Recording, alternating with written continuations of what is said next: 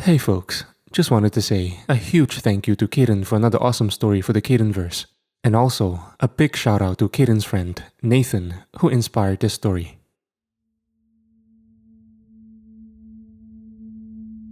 I wouldn't call myself an outcast growing up. I made friends easily enough.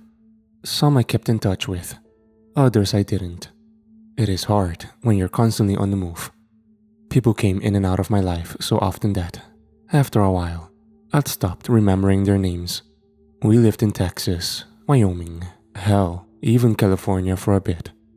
We stayed in Colorado Springs for a while. Mom and I both loved it there. My sister Angelica did not. Not at first. She had gotten picked on a lot there. The schools were hard on both of us. I guess that's why she started taking boxing lessons. She was good at it. Real good at it. We settled in there.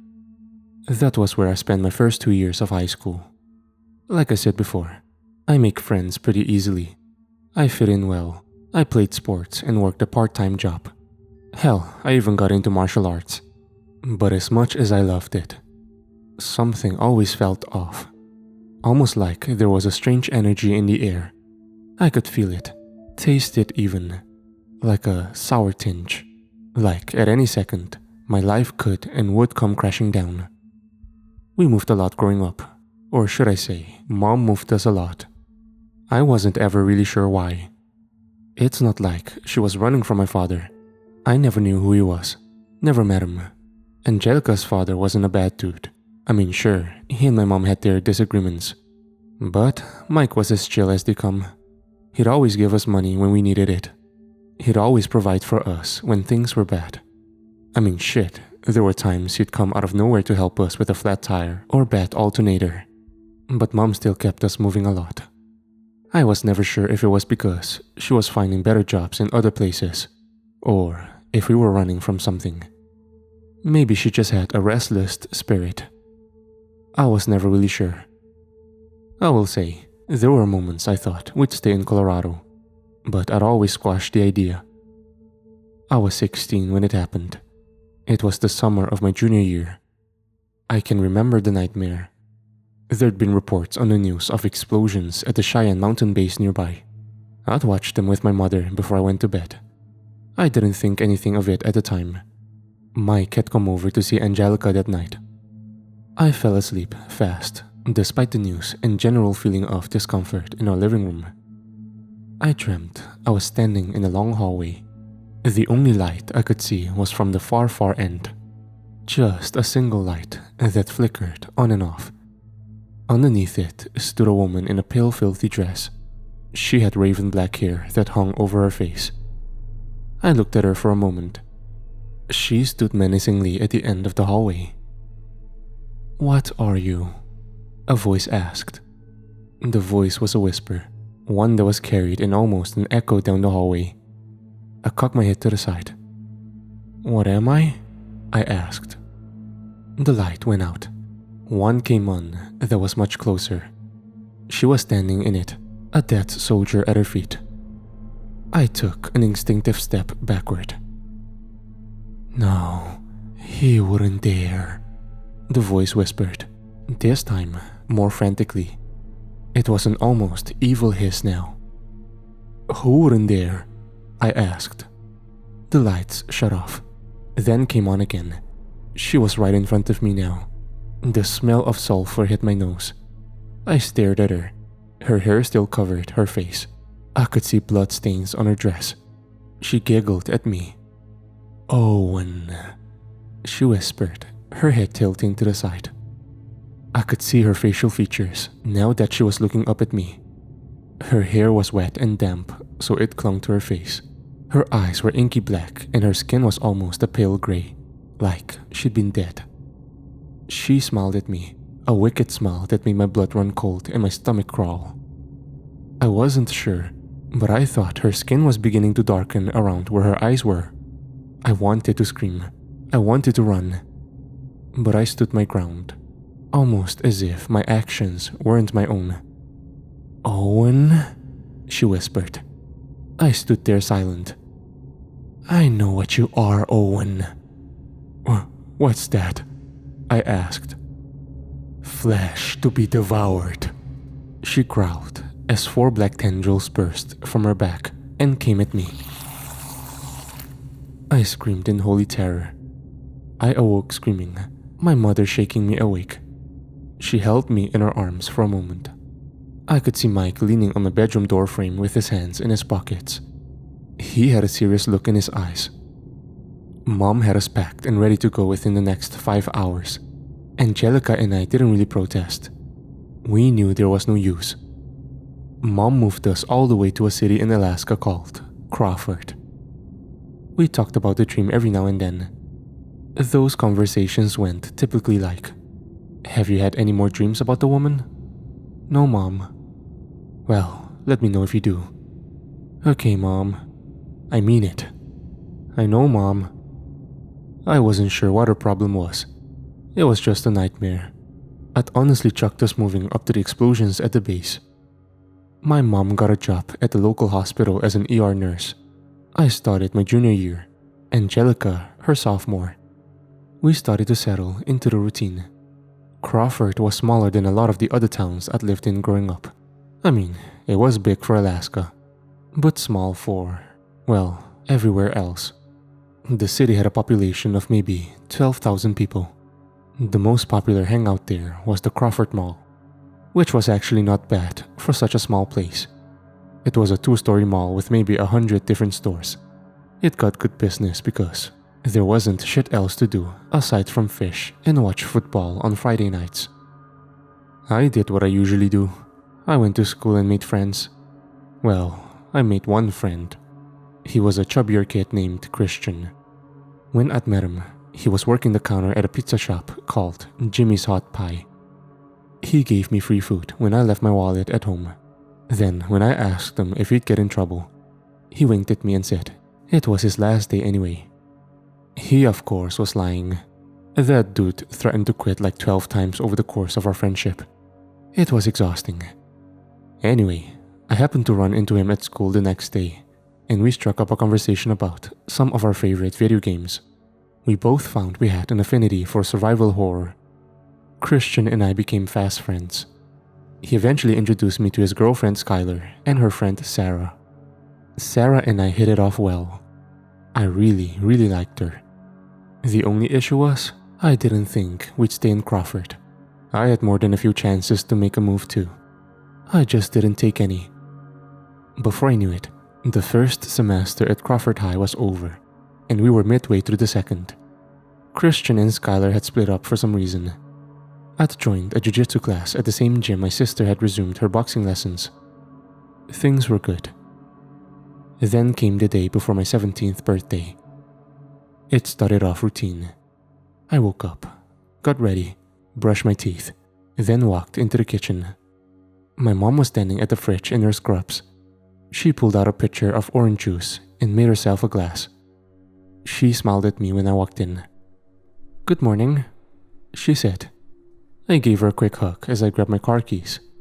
Angelica was already standing in the entranceway, waiting for me. "Owen, hey, make sure you clean up after your party tonight, okay?" My mom asked as I headed for the doorway. I looked at her and saluted. "Don't worry, it's not like anyone is gonna show up," Angelica said. I playfully shoved her. She laughed, and we walked out the door. We'd planned to have some friends over for my birthday. A few hours later, I was sitting in my 3rd period trigonometry class. My teacher, a skinny balding man called Mr. Williamson, was standing at the front. I can't remember what exactly the lesson plan was for that day. I can remember daydreaming in class. There was when suddenly, I heard my name. "Owen Knight!" I was brought out of my daydream to the teacher, suddenly standing over my desk. I looked up at him, wide-eyed. "Yes, Mr. Williamson?" "I asked you a question," he said, his eyes burying into me from under his glasses. I looked at him quizzically. Mr. Williamson didn't have a mean bone in his body. This seemed unusual. Plus, I'd never made any bad grades in his class. "Come on, Owen. How many children do you have to sacrifice to summon Lilith?" I can remember cocking my head to one side. Lilith? Who the fuck was Lilith? What the fuck was happening? I'm sorry, Mr. Williamson? What? I will not repeat myself a third time, Owen, he said as he got down into my face. It was then that I noticed the other students in the classroom were all staring at me. Each of them had inky black eyes and wicked smiles across their faces. I looked back up at Mr. Williamson, whose face suddenly tore open, revealing the face of a woman with matted down black hair. The smell was repulsive, like rot and death. It was the same woman from my dream a few months earlier. She sneered down at me. The class around me suddenly had morphed into what I can only describe as zombies. Owen, Owen, Owen, she hissed. I don't need to be summoned to come for you. I flinched as I awoke at my desk, the real Mr. Williamson standing over me. Sleeping in class again, I see. You're lucky I don't write you up, he said. I wasn't sleeping. I was praying, I replied. Mr. Williamson rolled his eyes. Is there a god that speaks in snores? He asked. I was snoring? I turned to the blonde-headed girl behind me. She nodded. I looked down at my desk. The bell rang. I started to get up and leave, but Mr. Williamson stopped me at the door. He had a concerned look in his eyes. Owen, he said softly. I didn't mean to. I started. It's the third time this week. Are you sure you're feeling alright? You look paler than usual. Truthfully, I'd been feeling like crap for almost a week now. Sometimes it felt like my insides were on fire. Other times, I just felt tired. I had my mom look at me a few times. She thought maybe I was getting over a cold, but she'd also been working a lot lately. I'd seen her twice since this all started. That included the morning of the party. I only nodded my head. I'm fine. Mr. Williamson sighed. You're lucky you made good grades, kid. After that, I had lunch with Christian and Reggie. Christian was grilling me about the party. Who's all coming? He asked. Us, Angelica, Skylar, and Sarah. You did not invite Skylar, he complained. I did. Why? I can't stand that woman, he said. I rolled my eyes and turned to Reggie. What time are we meeting? 7:30. I have to get back home from the gym and shower. My next few classes went by pretty fast. It was just as the final bell rang that some other weird stuff happened. I was walking out the back door of the school with every intention of meeting Angelica so we could head to the gym. But I just happened upon a mass of cheering kids surrounding what I can only guess was a fistfight. A fistfight where I found a familiar shape in the center getting absolutely pummeled. Christian had gotten into a fight with Craig. Well, fight was a strong word. Craig was 6'5" and 200 pounds. Christian was 5'10" and 250 pounds. Craig was muscle, and Christian was not. Craig had always had a dislike of Christian, and, by extension, me. I wasn't sure what came over me in that moment. I could feel the rage building up inside my belly. I could feel my body temperature rising. I stormed forward, then grabbed Craig by the back of his shirt and tossed him off with one hand. Keep in mind, Craig was 200 pounds. He hit the ground on his back and then shot to his feet. Oh, looky here. Fat fuck has to get his boyfriend involved. Craig barked. Stop this shit, now! I barked back. Craig got into my face. I wish I could say I was intimidated. This guy was a senior and a whole hit taller than I was. But for some reason, I wasn't scared at all. Craig went to shove me. My hand caught his wrist and twisted it to one side. His arm went up behind his back, and I held him there for a moment. I could feel him struggle against me. You're going to leave Christian alone from now on. Got it? I whispered into his ear. He growled as he struggled. Craig was a baseball player, a very good baseball player. I only mentioned that because of the voice that came next. What the hell is going on? Coach Tyson's voice boomed. I let go of Craig. He and I separated. I looked up at the hulking coach, who was taller than both of us. I wasn't in athletics, so I knew that Coach Tyson wouldn't have any mercy on me. He didn't. He sent me to the principal's office and told him that I instigated a fight. Gotta love athletic directors. As we walked though, I can remember seeing a girl staring at me with a smirk on her face. She was your typical goth girl. Black hair, black lipstick, black clothes. I couldn't remember seeing her around. I assumed she was new.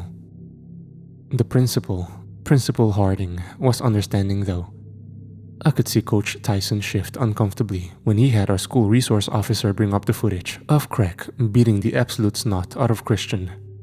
Harding looked at Tyson, then me. "Owen, you can go," he said. I could hear yelling as I walked out of the office and toward my car. Once there, I found Angelica waiting for me. She was sitting on the hood, reading a copy of Paradise Lost that she'd ordered. "You know that book is about the devil, right?" I asked. She eyed me, then shut her book. "They said you tossed Craig like a rag doll. I wish I'd have seen it." "Ask for the security footage. I bet they'd let you," I replied. "Regardless, we're gonna be late. Class starts at 4. We should be there by 4. Angelica rolled her eyes. "If you're not 15 minutes early, you're late." "Don't quote Mom on me," I said. She put the book in her bag, and we got into my car. We drove to the gym next. I thought about the incident. I didn't want to say I felt any pride for what I did, but I guess those MMA classes were paying off. Reggie was in my MMA class. I guess Christian decided it'd be easier to meet us there because he was there as well. He was just a spectator though. Our instructor, a local police officer called John Wentworth, stood at the front. He gave us instructions on the light sparring we'd be doing for the day. I got paired up with Reggie. Usually, the two of us could challenge each other. Usually, he was hard to pin, but he seemed slower, sluggish almost. I'd put him into an arm bar 3 or 4 times before he finally put his hands up. "Dude, have you been working out? You weren't this strong last week."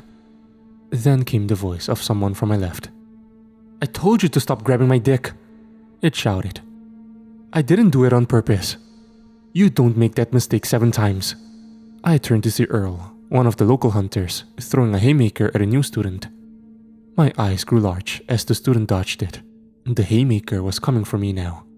I reacted on instinct, catching him by his wrist and slinging him into the red rubber mat-lined wall. He hit with a loud thunk sound. The whole class went silent. "What was that?" asked Wentworth.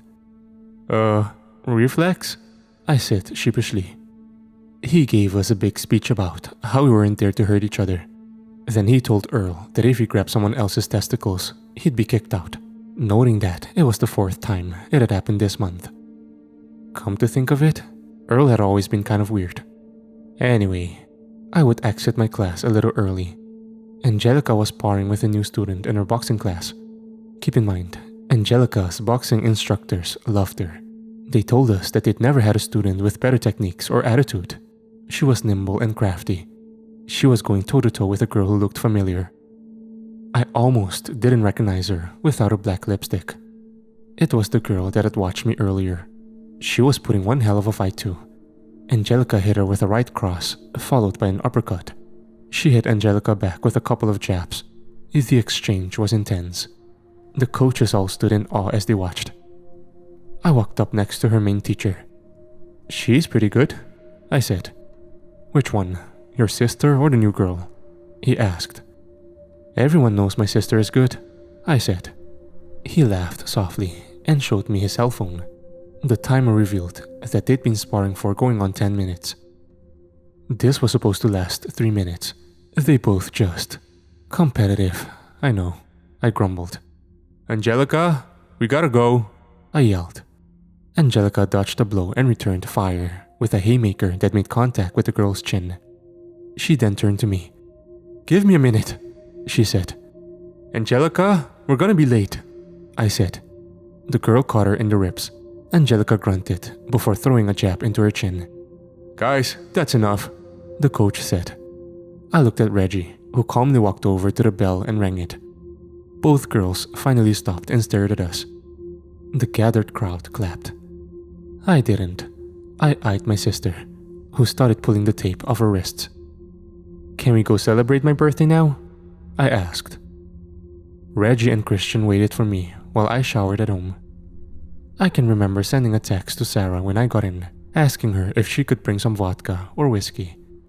She chose both and said she also had a surprise for me.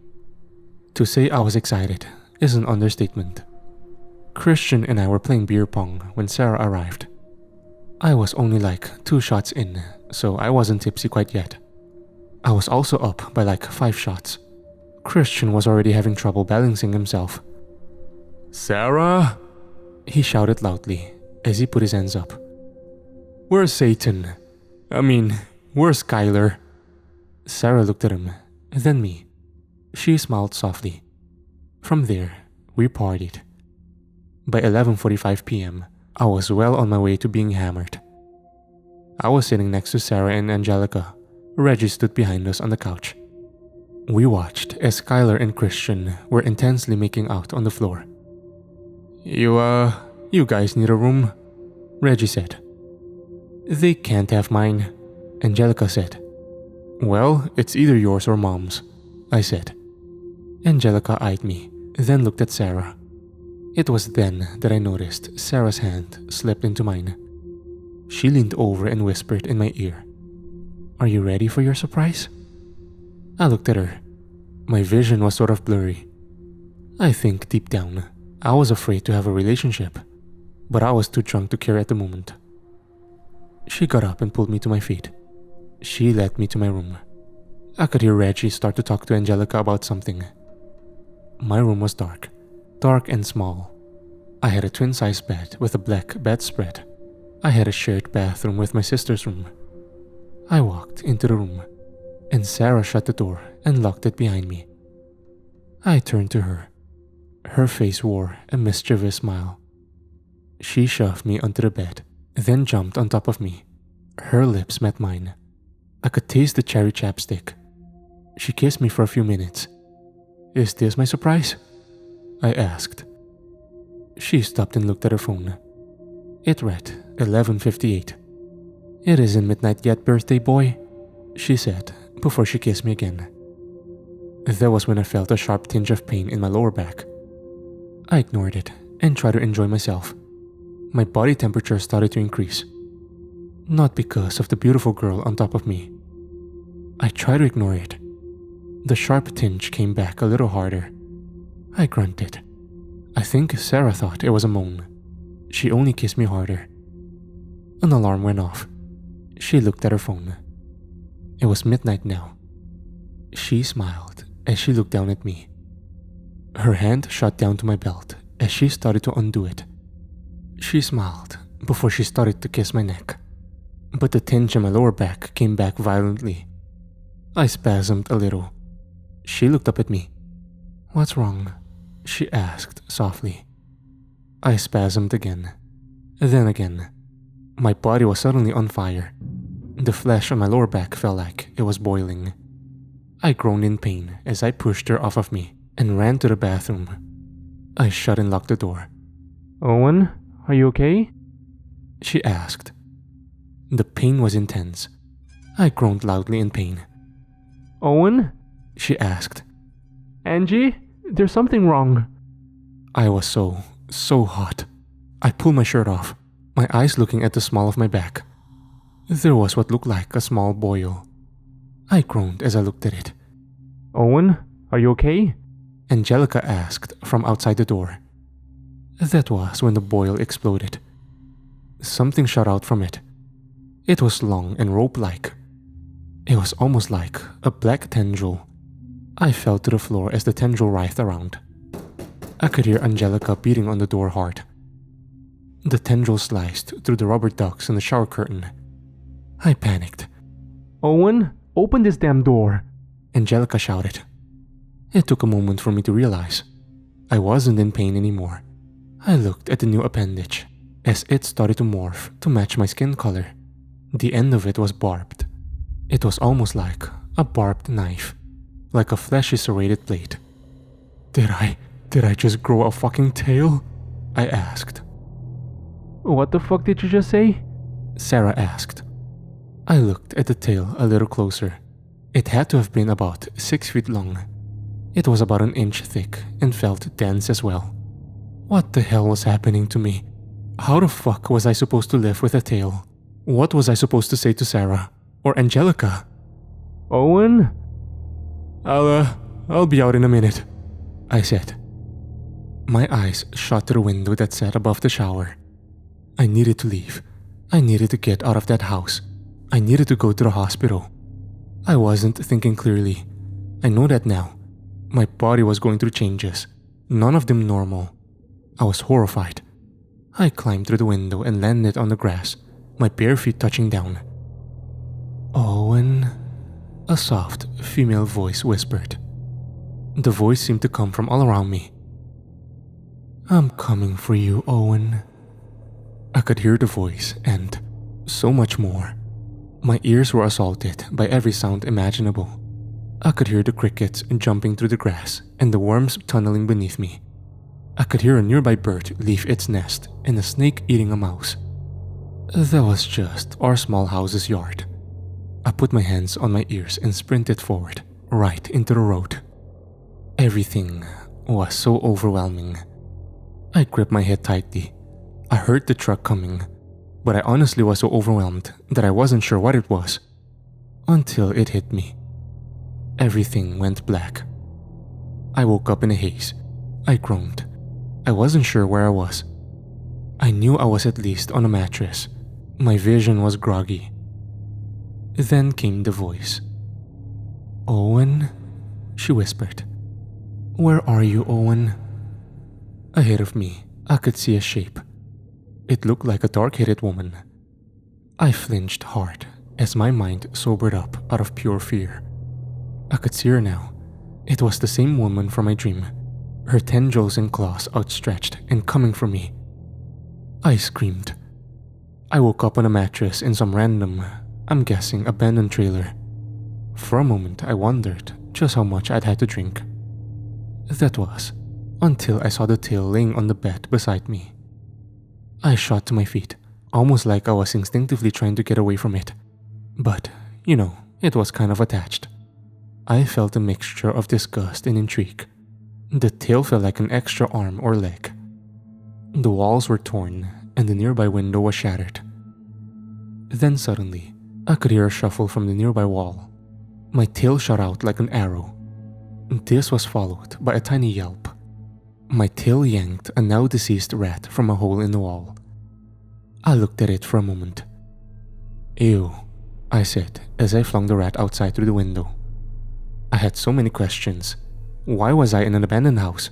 How was I supposed to hide a fucking tail? What in the hell was happening to me? An idea came to me as I sat down for a moment. I lifted my shirt and wrapped my tail around my waist. I now had to make my way back home, although I had no clue where I was. I found myself walking down an empty street. My tail had hidden itself. My senses were still bombarded by sound from everywhere. I found it easier to just focus on whatever was ahead of me. I walked for maybe 30 minutes when a police cruiser approached me from behind. I turned to see Officer Wentworth getting out. Owen? Holy shit, he said. Hey, Mr. Wentworth, I said. Where have you been? What did you do to your hair? I think I partied too hard last night. Last night? He asked. You've been gone for 3 days. That rocked me to my core. I'd had my incident in the bathroom on Friday. It was now Monday. Mr. Wentworth offered to take me to the ER, but I explained that I felt fine. He would take me home, where my mother stood at the front door with her arms crossed. I looked at her sheepishly. I could tell she'd been crying. Where were you? She demanded. I didn't know. I didn't know what to tell her. What did you do to your hair? I remembered Officer Wentworth saying something. I'd been so lost in thought that I didn't even register. Hair? I looked in the mirror in my bathroom. My once brownish reddish hair was now completely silver. I could feel my heart rate accelerate. What the hell? I asked. I could feel my tail tingle. I ran my fingers through my hair. My mother stood in the doorway. She had her arms crossed as she glared at me. What happened? Again, I didn't know what to tell her. I wanted to say something. about the dreams, about the tale. But I liked life here. I didn't want to leave it. I also didn't want to be shipped off to Area 51. I'm not sure. We drank a lot. I admit it. Was it just drinking? Were you smoking anything? She asked. No, Mom, we only drank.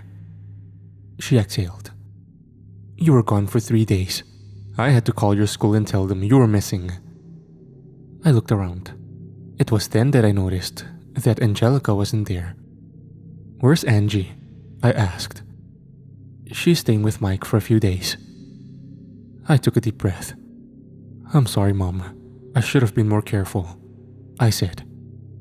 I could see her consider this for a second. She exhaled. Well, at least no one is pregnant, that I know of. You're still grounded, and we're taking whatever this silver shit is out of your hair. We spent the next day and a half trying to get the silver out of my hair. It was colored to the root. It didn't wash out. It wouldn't bleach out. It just wouldn't come out. It was frustrating. It was Wednesday night when my mother gave up. Well, you have to go to school tomorrow. You're already behind as it is. What about this? I asked as I pointed to my hair. Wear a hat. I'd texted everyone and let them know I was okay. Christian texted me back asking what Sarah did to make me run away. I would make an evening trip to the mall to go and buy a hat. I didn't like this silver hair. I didn't want anyone to see it. I thought about shaving it off, but I also didn't like the idea of being bald. I went into a sporting goods store where I started looking at the hats. I found one in particular that I really liked. It got a hammer on it. I was tired. I wanted to go to sleep, but I needed to get this before I went to school the next day. My tail tingled. Owen? A voice said from behind me. I turned. The goth girl from earlier was standing strangely close to me. Hey, Jazz, short for Chaziel, she said. I took a step back. She stared at me. Her eyes were a dark shade of blue, and they stayed on mine. Can I help you? I asked. She shrugged. Has she contacted you yet? What? I asked. Lilith, has she contacted you yet? I narrowed my eyes. Who's Lilith? Oh, come on. You're probably going through some changes right now. I know your father said they'd hit on your 17th birthday. Tell me, did you grow a tail? I felt a flash of anger rush through me. My hands shot out and grabbed her by her shirt and pulled her in close. Ooh, feisty, she said with a smile. Who are you? I demanded. Jess looked around. I'm the one assigned to make sure Lilith doesn't kill you. You remember the truck? She asked. Yeah. You ever wonder what happened to it? She asked. You put me in that trailer, I said. I did. Now let me go. Why? I asked as I let her go. I don't know, Owen. Would you rather have been in a coma for 3 days in a hospital, where they would have seen your, new appendage? I groaned. You said you knew my father. Who is he? I asked. She laughed. It isn't my place to tell. If your mother hasn't told you, then I won't either. Now tell me, has Lilith contacted you? I don't know who that is. Have you been having strange dreams? She asked. I tilted my head. How did you know? Jazz nodded, then raised a finger and tapped my head. This is a light warning. It should keep her out. I would have done it when you were asleep, but yeah, severing the connection during a dream usually doesn't work. I was more confused than anything at this vague info dump. I looked at her for a minute. She smiled. I'll be around, she said, before snapping her fingers. She vanished, which made me even more confused. I partially wondered if I'd imagined the whole thing, but I hadn't imagined having a tail.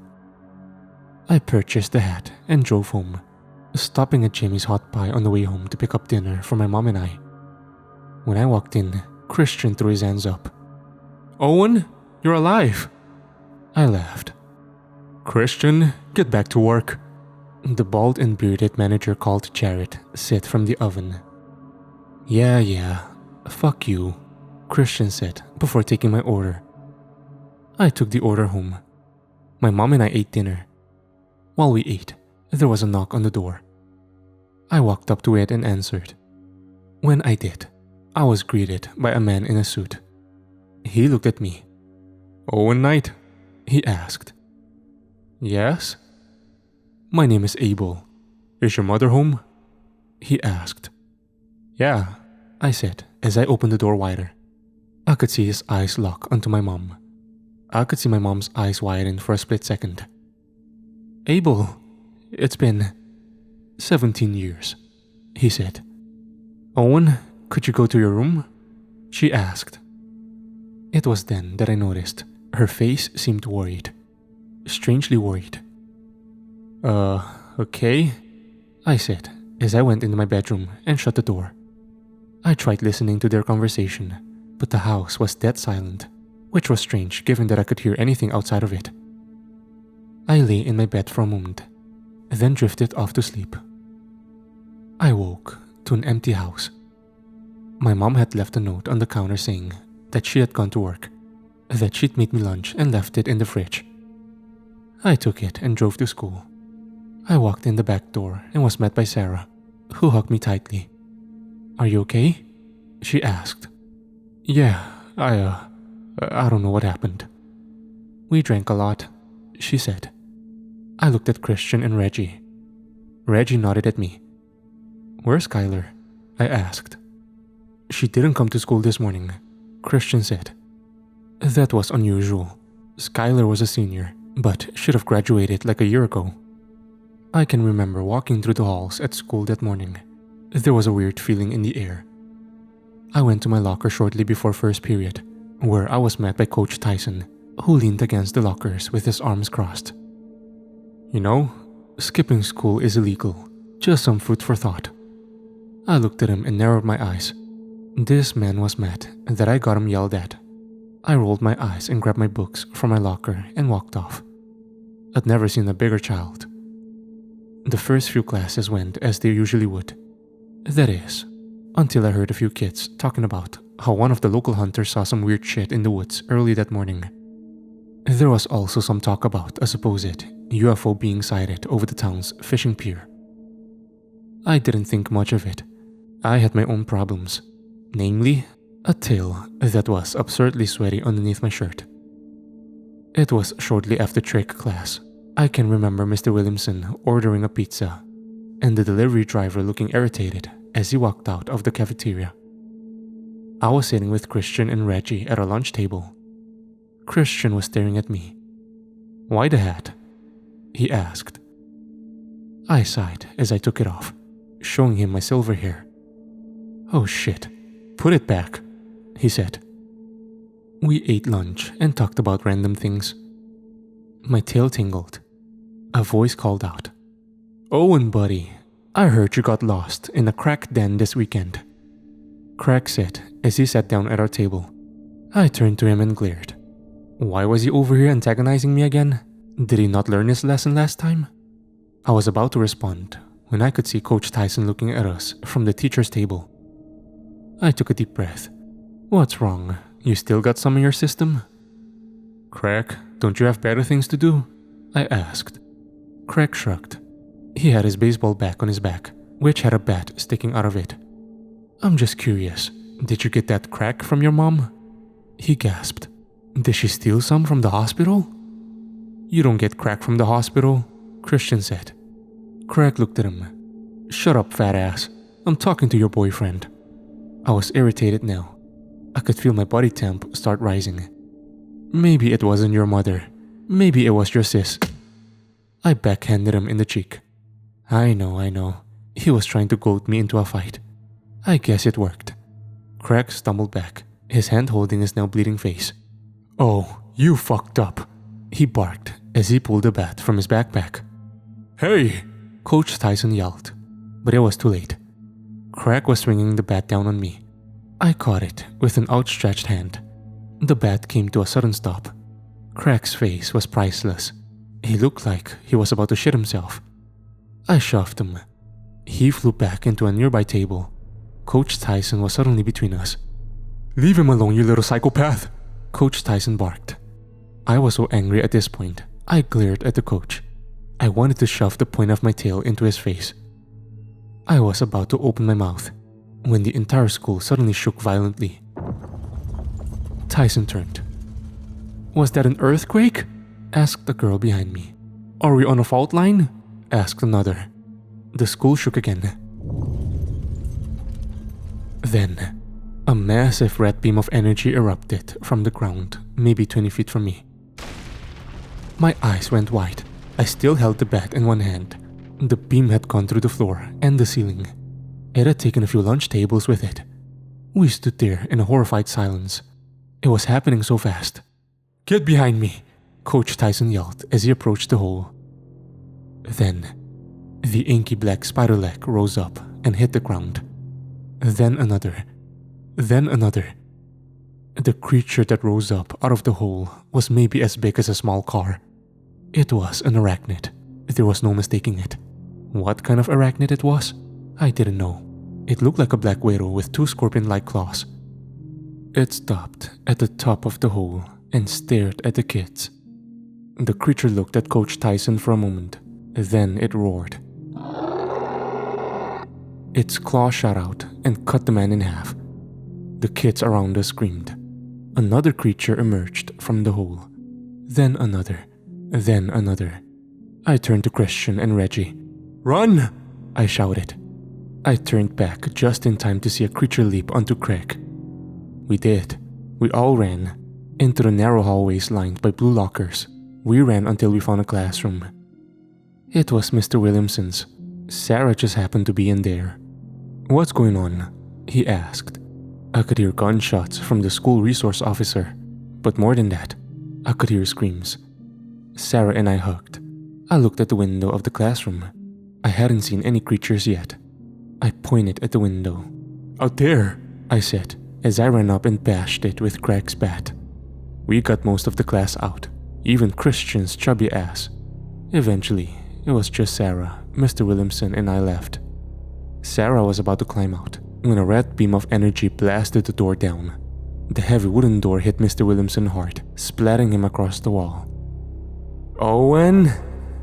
A familiar voice shouted. I froze solid as I turned. The woman was standing there. She smiled at me. Her hair was out of her face. She looked like she had stolen someone's clothes. Her tendrils writhed and wriggled on her back, the points aiming at me. My eyes widened as the red beams shot out in my direction. I dove to the side, hitting the ground, my eyes shooting to the window, where Sarah's body slumped as it fell back into the classroom with a massive hole in its chest. "No!" I practically whimpered, but there wasn't time to waste. A tendril snaked around my ankle and yanked. I was slung hard into a row of lockers in the hallway, denting them when I hit. I looked up. There were several dead kids being eaten by the spider creatures. Blood was everywhere. I looked up at the woman. "I told you I'd find you, Owen." "Lilith," I gasped. "Ah, so you are aware of who I am," she said as a tendril shot toward me. I dodged it and sprang myself forward with an unexpected force. I whacked her in the face with Craig's bat, but it only broke. I looked at it, then her. Lilith smiled as one of her tendrils smacked me across the hallway. I bounced across bodies, only coming to a stop when I found myself near one of the doors. I got to my feet. Lilith was standing a good ways from me. She smiled as she raised her hand. That was when all the corpses in the hallway began to stand up. I found myself being set upon by what I can only describe as zombies. I felt a ping of fear run down my spine. The zombies came down on me hard. I wanted to scream. These were living corpses of people I knew. I recognized all of them. There was a loud crash. Something came bursting through the ceiling, landing between me and the undead. It was a dark-headed woman. She had 2 massive, black feathery wings and 2 Egyptian-looking swords that were glowing red. It was Jess. "Owen, run," she commanded. I didn't have to be told twice. She jumped into the fray, cutting down several in seconds. I took off down an adjacent hallway. I ran for maybe 10 seconds before I was set upon by a few of the spider creatures, one flying through one of the classroom doors ahead of me. I came to a sliding stop. The creature roared. My eyes widened. One dropped down behind me as well. I'm surprised I wasn't shitting my pants. The one in front lunged forward. I was trapped, and I knew it. I was trapped in a fight or flight scenario, and I was unable to fly. I thought about Sarah. I could feel the rage and fury boiling inside of me. The spider landed on top of me, trying to cut into me with its claw, its pincer from my waist. I brought my hand down as hard as I could in a chopping motion. Much to my astonishment, it sliced the pincer off. The spider growled. I honestly didn't know what to do. I threw a punch that landed in the spider's face. Its head exploded into green and black slime. I turned around just as the other creature attacked, but its head was suddenly skewered by my tail. My eyes bulged. My tail exited the thing's head. There was a sudden commotion ahead of me. I looked up, where I could see Jess cutting down several more undead as she ran in my direction. "Let's go, Owen!" she barked as she grabbed me and yanked me along. We were cut off by a swarm of zombies and spiders. She turned us into the nearest doorway, which led to the gymnasium. The swarm followed. We ran across the basketball court. I could see a police officer being devoured by one of the spider creatures in the bleachers. I wanted to throw up. The swarm still followed. We were close to the other door now, close to an exit. But that hope was quickly dashed when the door flew open, and Lilith stepped in with a swarm of zombies behind her. "Jeziel, I haven't seen you since the rebellion," she barked. "Lilith," she greeted with her swords raised and glowing red. Lilith smiled widely. We'd found ourselves surrounded by her horde. "I see neutrality worked out for you," Lilith said. Jess sneered as she readied herself. I could feel my heart thumping away in my chest. Suddenly, there was a loud crash and an almost blinding light. When my vision came back, I found a man standing between us. A man clad in a white leather-looking suit with a white cloak. He had a dark head of hair and stubble to match. I could see confusion in Lilith's face. "Who are?" she started. He fired what I can only describe as yellow optic beams at her. They deflected off of an invisible barrier and cut down droves of the zombies and spiders. Jess grabbed my arm and yanked me to the side. She led me toward the bleachers, where she cut down several more undead. Some chased us. Most went after the Superman ripoff. I got a good look at him as he tore his way through the horde toward Lilith.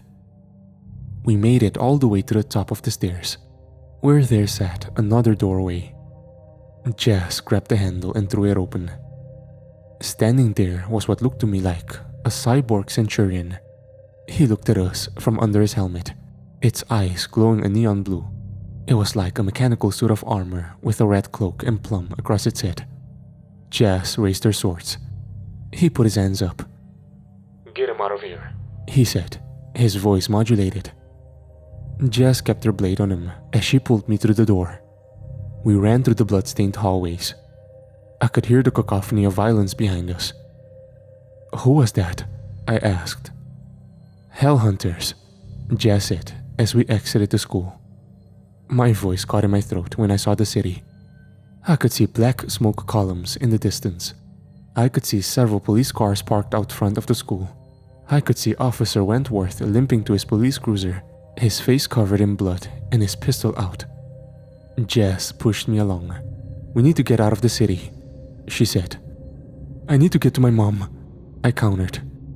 She looked at me and groaned. "Where is she?" We made our way to my car and got inside. I pushed the keys into the ignition and started the vehicle. My initial idea was to haul ass toward the hospital. I pulled my cell phone from my pocket and started dialing my mother. She picked up on the first ring. "Owen, are you okay?" "Yes, Mom. We're coming to get you." "No, don't come here," she barked. "What? Why not?" "Just don't. They're setting up an evacuation zone at them. She was interrupted by muffled gunfire. We were flying down a narrow street. I could see several zombies running after the car from the school. Mom? Mom? It's okay, Owen. I'm okay. The military is here. At least, I think they're military. They're taking us to the mall, she said. The mall? I asked. I could see Jess turn to me quizzically. That's in the center of town? She said. I looked at her and shrugged. That was when I saw the planes flying overhead. Soldiers were parachuting out of them in droves. I felt a tinge of relief, ever so briefly. What's going on? I asked. I don't know, honey, Mom's voice said. That was when the call dropped. I tried calling again. Nothing. I tried calling again. Nothing again. I checked my service. I had none. I don't think the mall is a good idea, Jess said bluntly. I don't either, but it's where my mom is going. I'm not leaving without her. Jess sighed. We kept driving. We were on a narrow road.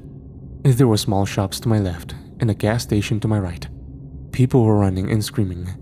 Zombies were attacking. Soldiers shot at them. What are these things? I asked. Revenants, Jess said. I stepped on the gas pedal. We sped up as we hit an on-ramp. This was the road that would take us straight to the mall.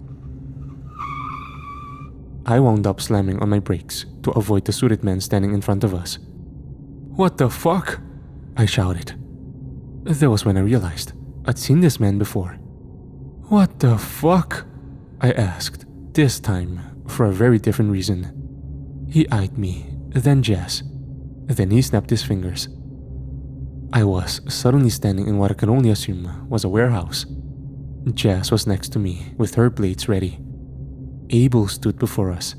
Behind him stood two men on computers that displayed what looked like drone images of the city.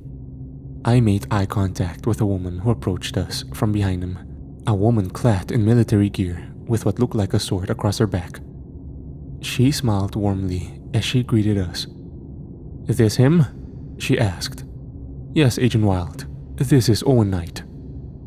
Well, I'm glad you found him before GSF did. GSF? I asked. Gideon Security Forces. You have a $6 million bounty on your head, kid, Agent Wild said. Jess stepped in between us. Easy, Jeziel, Abel said. I'm a friend of the family. I know who you are, horseman, Jess hissed. Abel sighed. We're not going to hurt him. We want to help. I don't believe you, she hissed. Abel laughed. Then in a blur of motion, Jess was on the ground, Abel standing over her with her own sword at her neck. You fallen ones are so hard-headed, Abel said. I stood there in shock. Abel removed the sword and handed it back to Jess, who took it and grunted in annoyance. Now, if you'd kindly come with me, Abel said as he and Agent Wild began walking. The warehouse had been set up as a base of operations. There were several notable figures all doing various tasks. Agent Wild called one Vargas, who was a military-looking guy with a green metallic suit on. He led a squad called the Green Knight. He informed the woman that they'd set up a perimeter around the warehouse. She nodded. The next was an auburn-haired woman called Megan, who was standing with a real cowboy-looking guy she called Ken Sullivan. They were looking at a monitor with security footage of the school, of the fight that the man in the white cape had started in the gym. Lilith wasn't there though. He tore through her horde like papier-mâché. Bitch got away, Sullivan said sternly. I could see his hand resting on his revolver. Agent Wild scoffed. Are you surprised? The Hell Hunters chased her for what, 600 years? She'll show back up, Abel reassured. Megan took a deep breath as she crossed her arms. She eyed me, then turned back to Agent Wild. Are Keith and Aisha back yet? She asked. Agent Wild nodded. They're still chasing a lead on the outskirts of town. Megan eyed Ken, then went back to the screen. That was when one of the men on the computers looked up. Ophelia? He asked. Agent Wild looked at him. GSF is setting up an evacuation zone in the mall. They're coordinating with the National Guard troops that were just dropped in. That was the last I heard, before Abel led me into an office-like room. Ophelia said something I didn't catch before she joined us. "Take a seat, Owen," Abel said as he pulled a chair out. I looked to Jess for confirmation. She rolled her eyes and nodded. Abel sat on the desk like a teacher, or maybe even a disappointed parent. "My mom is going to that evacuation site," I said sharply. Abel eyed Ophelia. She nodded and put her hand to her ear. "Grace, you pull Miss Knight out yet?" she asked. "We have someone on it," Abel said. "I'm sure you have questions." I stammered for a second. "What the hell is happening? Why do I have a bounty on my head? Who are you? Who are they?" The questions flooded out of my mouth like water from a fountain, and the death of Sarah hadn't even really settled in yet. Abel waved his hand. "Whoa, slow down. To answer your first question, an archdemon called Lilith is attacking this city with her horde of nightmares. She's searching for something. We believe that something might be you." I looked at him quizzically. He sighed. "Your father was a very important being in the cosmos. She thinks that through you, she may be able to undo some of the warding on her weakened form." I don't know what any of that means," I admitted. "I didn't think you would. Let me simplify it for you.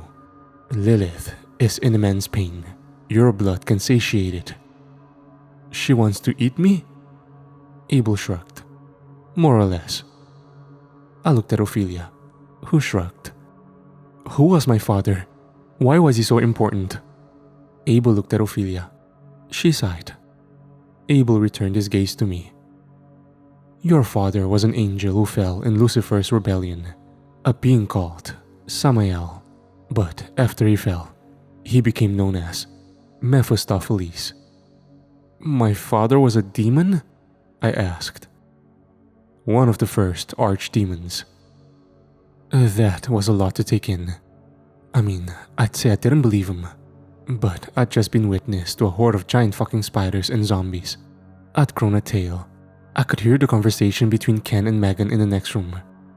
And holy shit, these two needed some time alone together. Then it hit me. My mother fucked a demon. Why? How? Abel continued. "Your blood is also the reason for Gideon's bounty. I wouldn't worry about that though. Not yet." "Why is that?" I asked. "Everyone here has a bounty. They'll send hired mercenaries after us at some point, I'm sure. But right now, GSF is playing nice with the airborne unit that dropped down. Taking you out in broad daylight would be..." He searched for a phrase. "Dumb as shit," Ophelia finished Abel's sentence. "As your last two questions, I am Abel, the first horseman, and the unit you see around you is the ISDD. "What's that stand for?" "International Supernatural Defense Division. It's a mouthful," Ophelia said. Abel looked at her. She shrugged. I know. Trent picked the name." Abel sighed as he turned to me. "The group you saw in the school are called Hell Hunters. They're here to help track down Lilith so we can imprison her." My mind flashed red hot with a sudden anger. Images of Sarah's corpse flashed through my mind. "Capture her? We should kill her," I barked. "If only we could," Abel said sadly as he stood up. "What's that supposed to mean? Are you not powerful enough?" "I'm the horseman of death, kid. Killing things is easy. Everything can die. Lilith can die. But in doing so, we doom the planet. Maybe even the multiverse. It's a lot to explain, and it's a conversation best had at another time. For now, rest. Wait for Agent Stone to bring back your mother. Then we can discuss what to do next." He left my mind buzzing. I felt emotionally drained. The more the silence filled the room, the more I saw Sarah's face. I was worried about my mother, my friends. If something happened to my mom, what would I tell Angelica? Ophelia watched me for a moment as he walked out. I collapsed into the chair and buried my face in my hands. I didn't want her to see me cry. I could hear her take a deep breath as she approached me. She put a gentle hand on my shoulder and gave me a reassuring squeeze.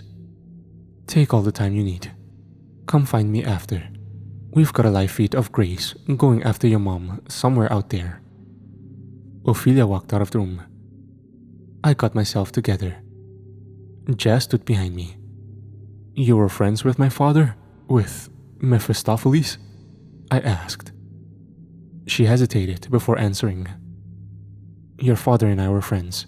He was like an older brother to me," she said. "Why'd he leave us? Why'd he send you?" "He sent me to ensure that you survived," she said as she placed a hand on my shoulder. We sat in silence for a minute. I waited for her to say more, but she never did. I wasn't sure if I wanted the answer to my first question or not. Truthfully, I never really thought of my dad that often. And when I did, it was with bitter resentment. He left us. That was it. Period. I got up and walked out. We found Ophelia standing over Miguel's shoulder while he looked down at a laptop. He saw us watching and hit a few buttons. The images on his laptop were suddenly being holographically displayed above us. On it was what looked like security footage of the hospital. On it, there was a girl in black military clothing who was yanking a silver-colored axe out of a corpse wearing the same clothing. As soon as she did this, 2 men in black uniforms came around the corner with assault rifles raised. She pulled her pistol and fired almost without looking, killing both men with perfect headshots. So much for GSF not trying to kill us in broad daylight. I heard Ophelia groan. I could see another screen in the corner, this of several doctors and nurses, all huddled together in the cafeteria with soldiers surrounding them, soldiers in black uniforms. Among the doctors, I could see the face of my mother. She looked tired and scared. My heart shuddered as I balled my fists tightly. "Everyone remain calm. We will evacuate you to the mall shortly," one of the soldiers announced. Everyone looked scared. What they were scared of? I don't know. It could have been the creatures, or it could have been the mercenaries. One of the soldiers walked next to the leader and showed him a tablet. The mercenary rubbed his chin as he listened. "Which one of you is Samantha Knight?" The question made my blood run cold. I prayed my mother wouldn't answer. I hoped no one would eat her out. I found myself terrified and helpless. My mother stepped forward, almost timidly. The lead mercenary leveled his rifle at her. "Come with us," he said. He and his second-in-command led her through a door and out into a hallway. The rest of the mercenaries raised their rifles at the remaining prisoners. My heart jumped into my throat.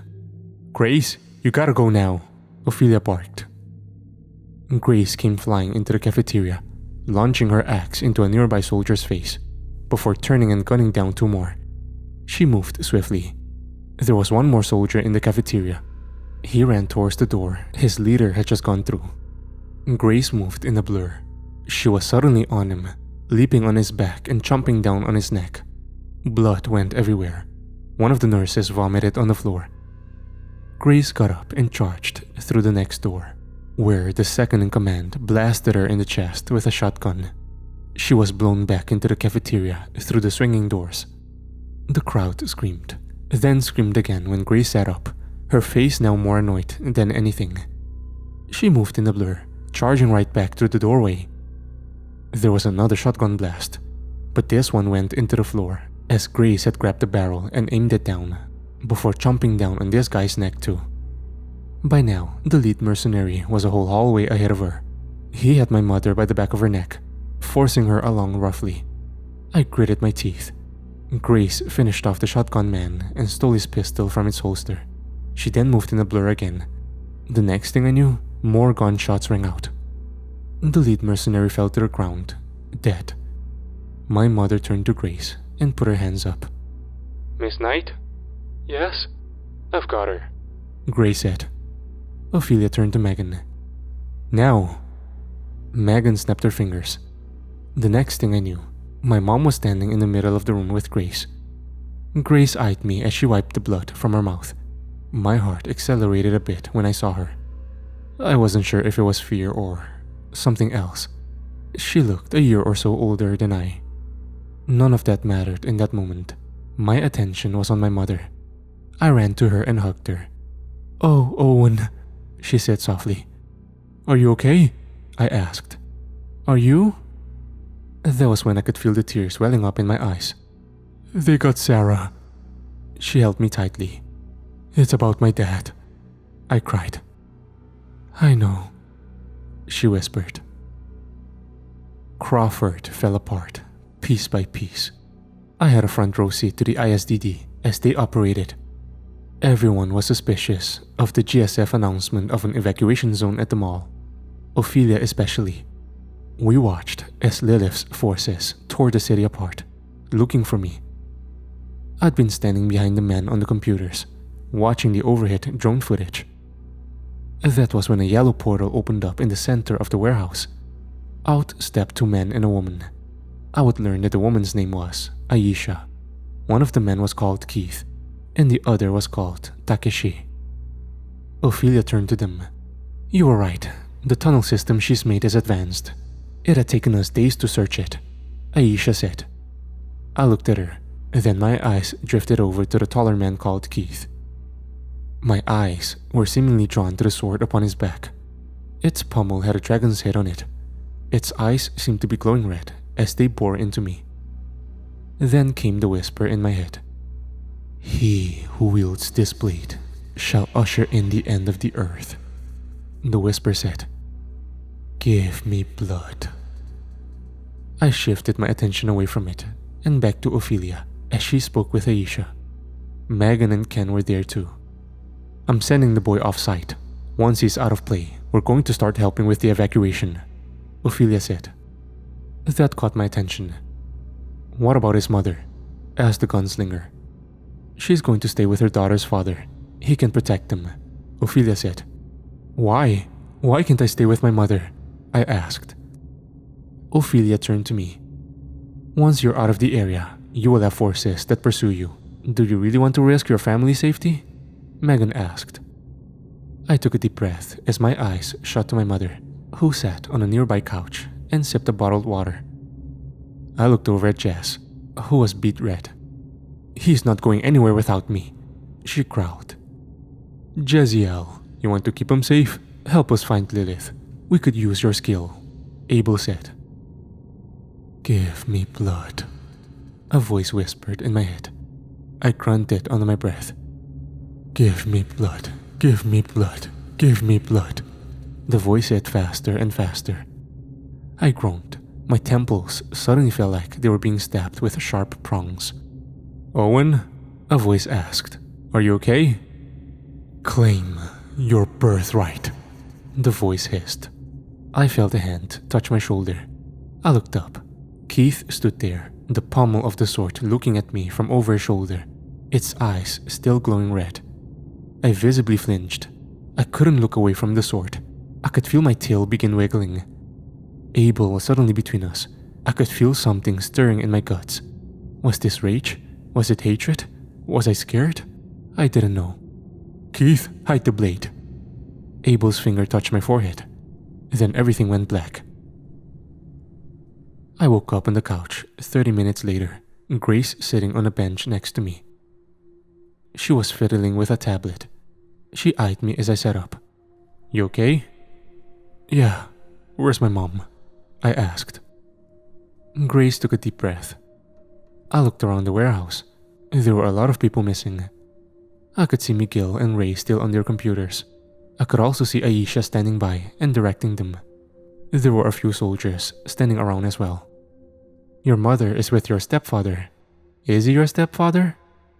"No, they never married," I said. "Everyone else is running operations," Gray said. I looked at her uniform. It still had bullet holes and blood on it, but she had no visible wounds. I could only see pale skin where she was hit. "Didn't you get hit with a shotgun?" I asked. "Yeah, that hurt," she said as she fished a flask from her belt. I could smell the copper tang of blood in it. "What are you?" I asked. "A Dhampir. Half vampire, I guess." "So what, you're secretly like 100 years old?" 18 actually, almost 19. She looked at me for a second. "So I guess you guys are sending me away?" I asked. I didn't like it, but Mom had already left, which meant they'd convinced her. Jess wasn't there either, which meant they'd probably convinced her as well. Yep. She took a deep breath. I tried to think for a second. I hoped Christian and Reggie had gotten out. I exhaled softly. The whole city is falling apart, just because some bitch I don't know wants to eat me. Grace nodded. Yeah, some dickhead used my blood to create a mutant zombie virus that's up to this point has killed maybe 3,000 to 6,000 people. I get it, Grace said. I sat there in silence with her for a minute. How do you deal with it? I asked. She shrugged. I didn't make the weapon. That and I try to save as many people as I can, like your mom. Thank you for that, by the way, I said. Grace smiled softly and then looked behind me. I turned. Abel stood there looking down at me. Are you ready, Owen? I nodded. Abel snapped his fingers. The next thing I knew, I was standing in front of what looked like a 2-story farmhouse. An old farmhouse complete with a wraparound porch and rocking chairs next to the front door. There was also a barn just behind us, this one old and ragged. It was also hot as hell outside. I grunted under my breath as my eyes were drawn to the garage that was attached to the house, where a matte black '67 Mustang sat. Nice car, I mumbled before I looked up at Abel. Where are we? I asked. Texas. I followed Abel's gaze to the front door of the house. It was open and leading to a black abyss. I could hear footsteps approaching. That was when a man emerged. He was wearing dirty blue jeans and a white t-shirt that was covered in grease and oil. He had dark blue eyes and light brown hair. He also had what looked like a cloth scar above and below his left eye that stretched a few inches into his hairline. He had a stern expression on his face. He had a glass of an iced drink in his hand. This him? The man asked as he stopped at the base of the front steps. Yes. The man nodded and took a swig of his drink. I could smell the tequila in his cup. So you're leaving me with a drunk guy? I asked. Abel took a deep breath. He's not drunk. Not yet, Abel said. Uh-huh. Abel looked at the man. Trent, let's talk, he said. We walked into the house. The first thing I noticed was the smell. There was a metallic tang in the air, almost like an auto shop. I wondered if it was from the house in general, or him. I walked past the green couch that sat in front of a TV that was playing the Random Onion news network. The man on the screen was talking. In other news, today, Adrian Stein has announced Gideon's intent to reopen Tippis Brewery in honor of the late death of club owner Van Tippis. Why weren't they reporting on Crawford? The thought made me angry. People were dying, and it was just being ignored. Trent walked into the kitchen with Abel. Trent started to pour another drink. What did I tell you about drinking? Abel said calmly. I'm not drunk, Trent replied. Abel took a deep breath as he looked at me, then back at the man. He pulled the tequila bottle from Trent's hand and looked at it, then proceeded to dump it down the sink. Trent threw his hands up in annoyance. The horseman teleported across the kitchen and pulled Trent's glass from the counter and downed it himself. Trent groaned with annoyance. Your tequila sucks, Abel said. I ain't drinking it for the taste. Uh-huh. You're supposed to be settling your father's estate, not sitting around getting drunk. The estate is almost settled. The car is fixed. I was celebrating, Trent said. Abel rolled his eyes. You know your job. I assume you have the proper defenses up. Yeah, shield generator is running. All the weapons are in the basement. Where's my suit? Abel shrugged. You planning on leaving the house? He asked. Not really, Trent replied. Then you shouldn't need it. With that, Abel looked at me. Stay out of trouble. With any luck, we can get this whole thing sorted out quickly, and you back to your mother. I nodded. Abel snapped his fingers and vanished. I turned back to Trent, who was watching me. Welp, TV remote's on the table in the living room. I've got soda and Gatorade in the fridge. Help yourself. If you need me, I'll be upstairs. He didn't say much else. I sat down on the couch and started flipping through channels. I was trying desperately to get my mind off of things. I'm not sure when I fell asleep. I woke up a few hours later. There were voices coming from upstairs. I sat up and looked around. I could smell pizza in the kitchen. I could also see the 2 boxes sitting on the counter. I walked upstairs. They creaked with every step. "Watch your 6, Agent Wild," Trent's voice said sternly. He was in the back bedroom looking at a massive display of screens. He was also drinking what smelled like coffee. He eyed me as I walked in. "I bought pizza. It's on the counter," he said. I looked at the screens on his holographic display.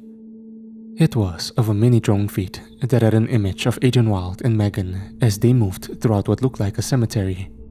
It was High Garden Cemetery. I'd never been, but I'd heard of it. There were other drone feeds as well. Grace was on one with Keith and Aisha. Takeshi on another with a guy I hadn't seen before. One I'd later learn was Thomas. Then there was another feed with Ken, who was with Jess. "Why is the whole team at the cemetery?" I asked. "Hellhunter ship sensor caught a demonic energy signature," Trent said. "Hellhunter ship?" I asked. Trent shrugged. "I've heard it's a flying saucer. I don't know. I haven't seen or met them in person yet. From what Ophelia tells me, they're kind of wacky. I guess one is an ape of some sort." I eyed him. He shrugged again. "Where are the Hellhunters? If their ship caught the signature, shouldn't they be there?" I asked. "They're cloaked overhead. Lilith has a tendency to run away when they show up." Trent was interrupted by a sudden explosion.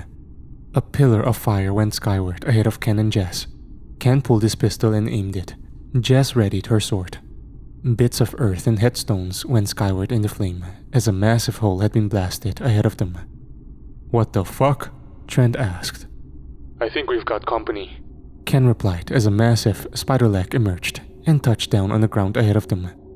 The spider that emerged from this hole was easily 5 times the size of the ones that had entered my school. The screen displayed a drone feed from higher up, where 4 more holes were being created in the cemetery. "What are those things?" I asked. "Spiders that Lilith has mutated with demonic energy," Trent said calmly. There was a series of roars as the spiders began to emerge from the ground with a host of revenants on their backs. An all-out fight ensued. I watched all the drone feeds. Ophelia cut several down with her sword. Megan blasted several with fiery tornadoes. Grace went to town with her axe. Aisha her spear. Keith that damned sword. Ken blew the head of a spider off with his pistol. Takeshi used a glowing whip.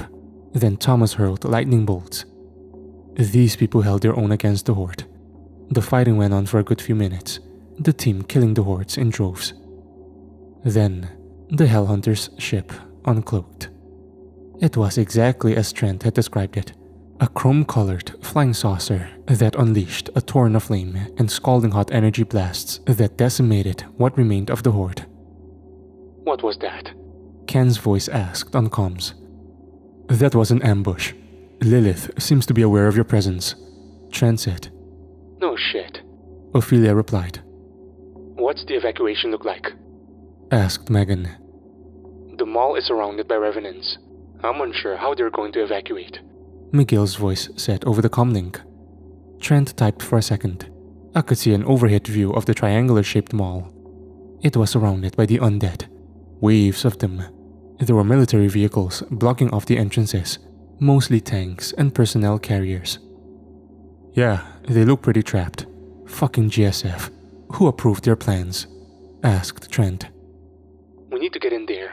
We can use the Lightbender portals to get everyone out," Ophelia said.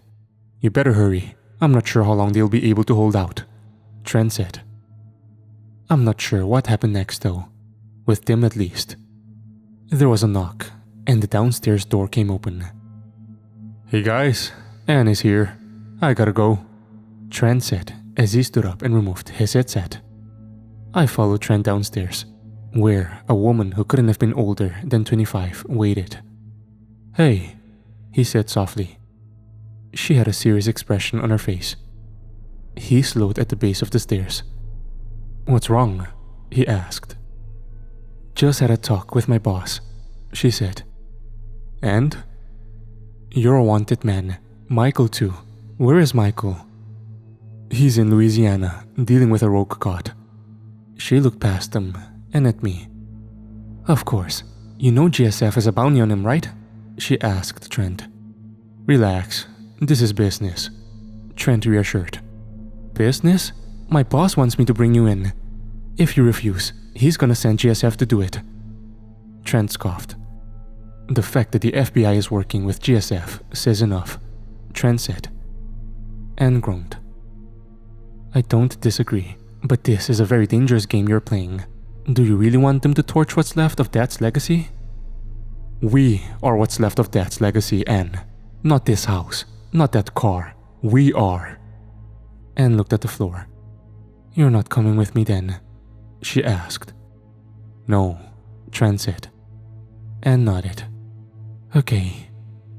She took a breath. "GSF's planning on raiding this place at nightfall. If you're gonna run, be out within the next hour." Trent scoffed. I remembered Abel had mentioned a shield. I wondered what it meant. That question was answered when Trent walked into the garage and hit the buttons on a generator. The machine looked futuristic. It was sleek in a bronze-ish color. "What is that?" I asked. "Atlantean shield generator. It should keep out any rogue gods or a small arms fire GSF may send our way." "Rogue gods?" I asked. Trent shrugged. "We deal with a lot of shit at the ISDD. I fought Ares a few months ago." Trent started to walk back upstairs. He walked past me and took a seat at his screens again. "Aren't you worried?" "About what?" he asked. "The FBI?" "No, we've got enough to hold out for a while." Trent typed on his keyboard again, and the screen shifted. On it now was a man with a mohawk and a thick dark mustache. He was standing on a beach. A red-headed man was pulling a small boat up onto the shore. "How did it go?" Trent asked. "We found it, along with a giant fucking zombie shark," the man said. Trent nodded. "So all his intel has been accurate?" "Yeah." I could hear Trent sigh. "What are you doing now?" "We need to get the drive to the base. Then I'm heading to Crawford." "What about Jamie?" "He knows we don't trust him, but he's low on options. GSF's bounty on him is almost as high as yours." Trent scoffed. "I don't want him on base, sniffing around with the current situation." "You want me to take him to Crawford?" "If he wants to prove himself. Plus, I don't see another option." The mohawked man took a deep breath. "Okay." "Chad, be careful," Trent said. Chad smirked. His screen cut out. Trent turned to me. "Who was that?" I asked. That was Agent Chad Davis. "Why do you have a mohawk?" I asked. Trent shrugged. He's going through some stuff." We hung out for a while. Trent prepped weapons and contacted his team. He explained to them that he was expecting an attack, then asked where the horseman was. The response he got was that the horseman was attending to other business. No one was completely sure what this entailed. At least, not yet. Trent had shown me to the basement, where one of the walls was lined with an assortment of guns. He pulled a scar off the wall and handed it to me. He then reached over and grabbed a sawed-off double barrel and a bandolier of blue shotgun shells. "Why are they blue?" I asked. "So I can tell them apart from the lead and silver ammunition." "What do you mean? Are they like slugs or something?" I asked. Trent laughed softly as he put the bandolier over his shoulder. We walked upstairs. The TV was still playing the random Onion News network. They still hadn't reported about the attack on my hometown. It made me angry, but it wasn't what my focus was on. Trent sat down on the couch, his rifle on the floor next to him, and the shotgun in his lap. I sat on the recliner. We had maybe 30 minutes before the sun was set to go down. All we could do now was wait. I found myself lost in thought. I thought of Sarah. I thought of my mother. I thought of Christian and Reggie. Ophelia told me, "You lost people," Trent said. I looked at him for a second. My girlfriend... She wasn't my girlfriend. We were close though. Lilith killed her. He nodded. I lost my dad a few months ago. Same day I got this, he said as he pointed at the scars on his face. That why you're here by yourself? I asked. Yeah, and no. I kinda threw myself into my work. Got distant, which is all fine and good, unless you're leading a team. What happened? I asked. We were rescuing a bunch of kids that had gotten attacked by a bunch of mutant bugs on a camping trip. I missed something and someone died because of it. After that, I was advised to take some time off. Psychologists said I needed to properly grieve my dad's death. Trent rolled his eyes as he exhaled. It wasn't the first time I'd missed something. During the operation where my dad died, I missed that one of the hostages had a warded nail bomb strapped to them. She blew up. Chad would have blown up with her if not for Megan. I guess I was distracted by everything going on. I should have clocked it. I don't know. I thought about Sarah. She hadn't even been gone for 24 hours. I wondered if her parents knew. I wondered if they had made it. All the people in my town are dying because someone I don't even know wants me dead, I said. Ophelia mentioned you'd said that, Trent replied. You know, I wish I felt like it was my fault. But I feel angry, I said. Trent looked at me with a raised brow. I didn't bring these people into the situation. Lilith didn't have to kill them to get to me. I mean, we live on the outskirts of fucking town. She killed those people because she's evil, not because of me. I want to kill her for it, I said softly. Trent nodded. Fair enough. That was around the time I heard the cars pulling up. Trent loaded 2 shells into his sawed-off. I could feel my tail wiggle at the approaching danger. Trent stood up and walked to the front door. He opened it and stepped out onto the patio. I could see there were several SUVs outside. Several men in black uniforms stood with rifles aimed at the house. Trent stood there with his sawed-off, looking at the man who stood at the base of his porch steps. The man was on the ground, but still almost as tall as Trent. He was also clad in crimson samurai armor. I could see behind him where another man stood, this one with a massive axe slung over his shoulder. His long blonde hair touched his bare shoulders. The man was shirtless and smirking at us. Raiden, Trent greeted. Mr. Grayson. Last time I saw you, Aisha had cut your hand off. Gideon give you a new one? I looked at the samurai's robotic hand. You can't stay in there forever. We have the house surrounded, shield or not. Trent shrugged. He looked out at all the men, then at Raiden. I looked into the black void that made up the samurai's eye holes. I could feel his malignance. What do you want? Trent asked. You and the boy. Trent looked at him for a moment, then turned and looked at me. The sun hadn't completely gone down yet. There was a slight breeze in the evening air. Trent scoffed as he turned back to Raiden. Okay, demanding the boy is going too far. He's a minor, Trent said.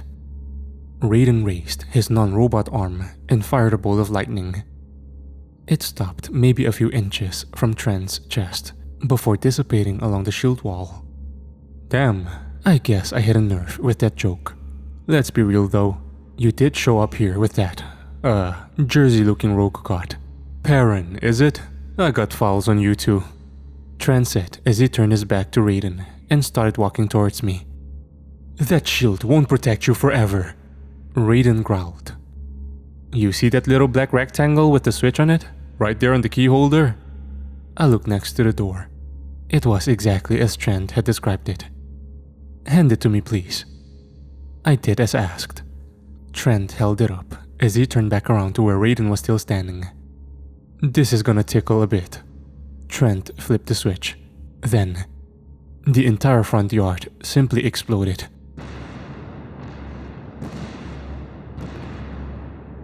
Dirt and debris were shot up into the air. Our shield held well. The bang made my ears ring. Trent only stood there for a few seconds. When the dust cleared, Raiden stood with the shirtless man, but almost every car and soldier behind him had been blown to bits. "What the fuck was that?" I asked. "I buried like 200 pounds of high explosives in the front yard," Trent said. "Why?" "In case some dumbass tries to collect a GSF bounty," Trent said as he turned and walked back inside. I turned and looked at Raiden. Raiden looked at Perrin and then back at me. There was a flash of red lightning, and they were both just gone. I frowned as I walked back inside. "They'll be back soon," Trent said as he sat down on the couch and pulled his phone from his pocket. He dialed a number and put it to his ear. "Hey, Agent Wild, you'll never guess who just showed up at my house." I stood watch at the door for a bit. It was night when the vehicles came down his long driveway. Mr. Grayson?" I said. "You can call me Trent. I ain't your boss," he said as he got to his feet. A black APC stopped ahead of the house. It had a mounted machine gun that was trained on us. I could hear Trent take a deep breath. Soldiers exited the back with their rifles at the ready. Another APC rolled up behind it, followed by a tank. "Who's funding these people?" I asked. "Gideon," Trent said as he popped his neck. A red lightning bolt came down ahead of us. Raiden and Perrin stepped forward. "Back for round 2? asked Trent. Raiden shrugged. "Surrender, or I'll kill your sister." I could actually hear Trent's heartbeat accelerate. "My sister? You're bluffing." Raiden snapped his fingers. A bolt of lightning hit the ground next to him. Anne was suddenly standing next to him, with her mouth taped shut. "Well, look at you, upping the stakes." "Surrender now," Raiden boomed as lightning cackled between his fingers. Trent sighed. He put his hands up. Okay, let me go deactivate the shield generator." Trent turned and walked back inside. I started to follow him. "You stay." Raiden looked at Perrin. "Take him as soon as the shield is down." I tried to formulate a plan in my head. My chest fluttered a bit. I looked at the tank, then the APC, then back to the shirtless rogue god whose eyes were fixated on me. I knew what I was going to do. My eyes went to Anne, who stood there with a terrified look on her face. That was when the tank suddenly exploded in a bright orange fireball. I could feel my tail shudder a bit. I looked over at Raiden, who raised a lightning crackling hand. There was a sudden loud pop. Raiden's shoulder cracked backward, his armor dented. My eyes widened as I turned and decked the incoming Perrin in the jaw. He careened to the porch stairs. I stared down at him for a moment. His eyes were in a blaze of fury as they looked back up at me. Anne passed me and sprinted straight into the house. "You dare strike a god?" he boomed as he shot to his feet. My eyes widened as Raiden stood up too. I started to run back into the house, only to find Trent standing there with a bazooka aimed. "Get down, kid," he shouted. I dove. He fired. The rocket flew straight past Perrin into the APC. It exploded as well. Perrin growled as he launched his axe in Trent's direction. Trent barely dodged it. I rolled just as Perrin caught up to me. His hand grabbed me by the back of my neck. "Get over here, you runt," he growled. He pulled me backward, tossing me off the porch. Raiden stormed into the house.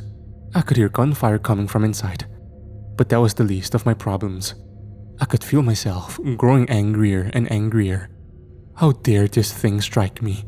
Was this anger I was feeling? Was it wrath? I could feel the heat beginning to radiate in my insides. Perrin stormed forward, his axe flying into his hand. He brought it down hard on me, but my tail simply caught it and ripped it from his grasp. His bewildered face contorted in frustration. I raised my fist and a plum of black flame flew at him. He ducked, but the axe my tail held was burned to cinders. I got to my feet. Perrin's eyes were glowing blue. Lightning came crackling at me from both his hands. It hit me. It hit me hard. But I didn't go down. It hurt. But I was just so angry. I wasn't going to let this thing take me. I took one step, then another, all while enduring the onslaught. That was when I was suddenly hit in the side by gunfire. I turned my head. 3 GSF soldiers in black uniforms had rifles on me. I raised my fist, and the black flame came forth like fire from a flamethrower.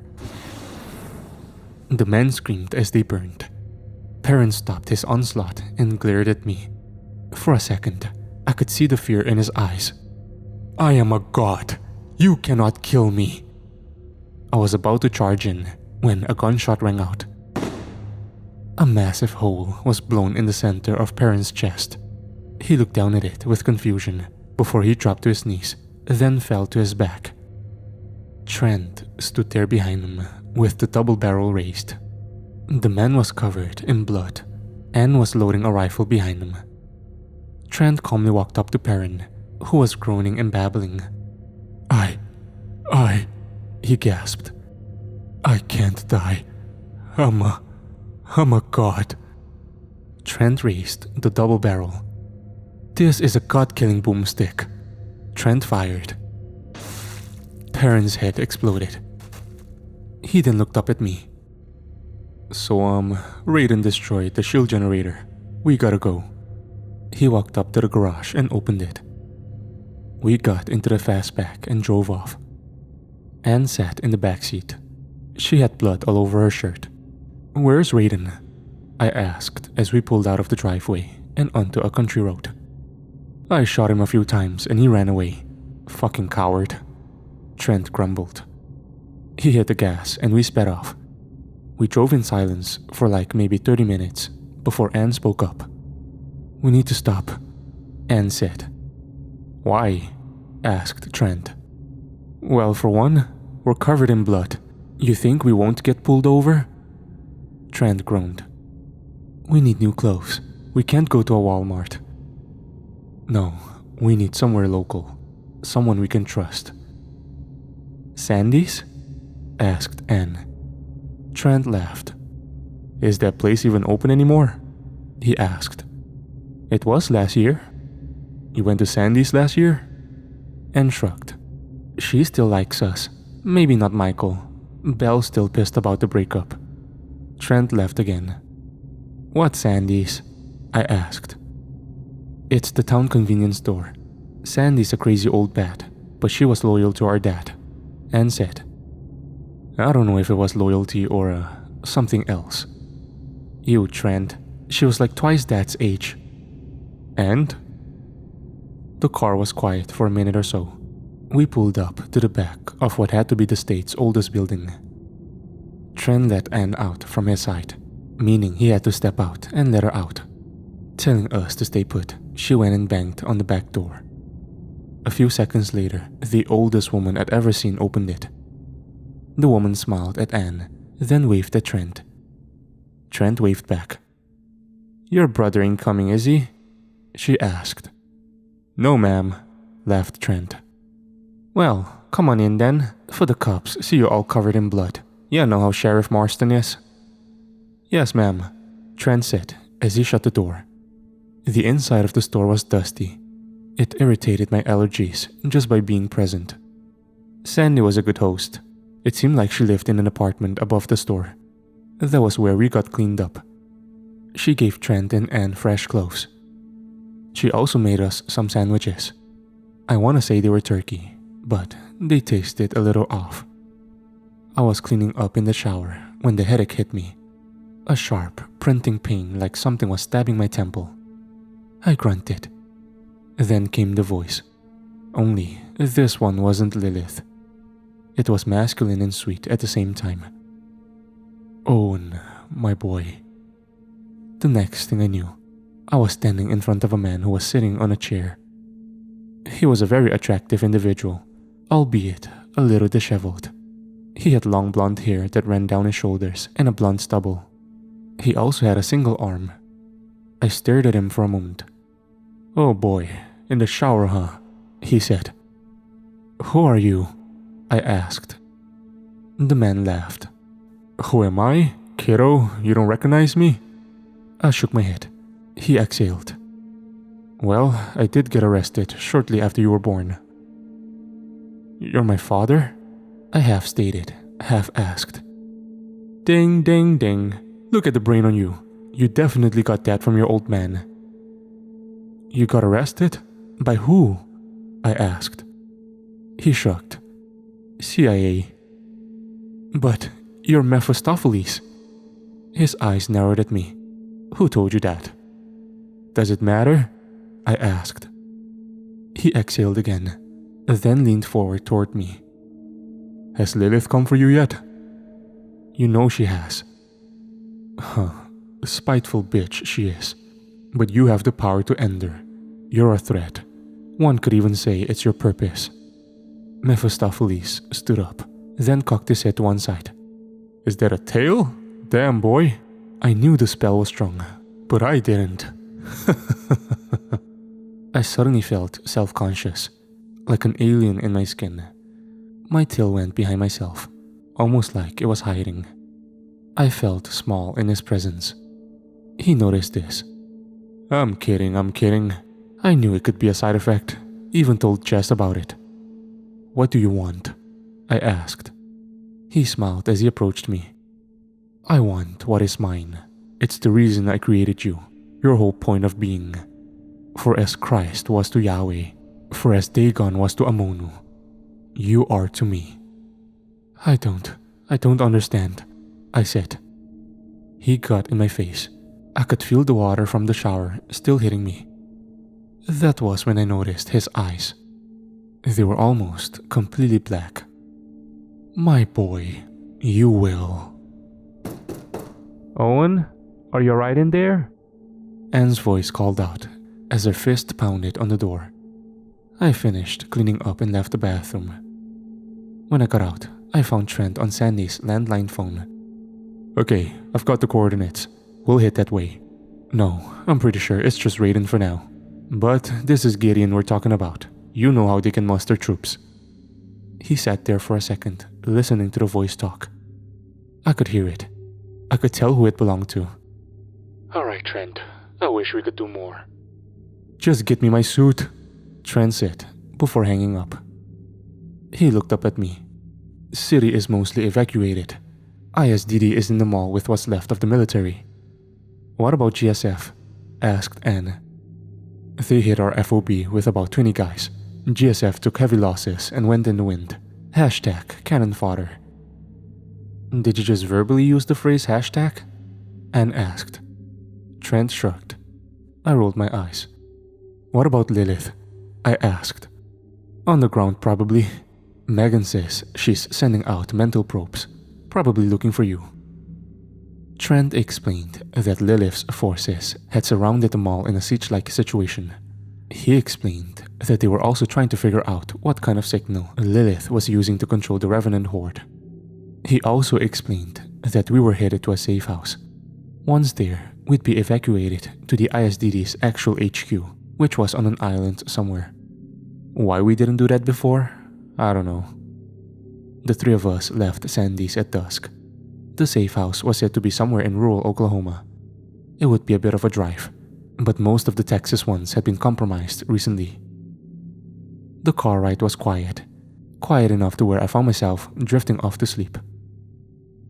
Owen, my father's voice said softly. Feed the sword, Owen. I woke up as the car came to a screeching stop. Trent? What the fuck is that? Anne asked. My eyes shot straight forward. I was in the back seat.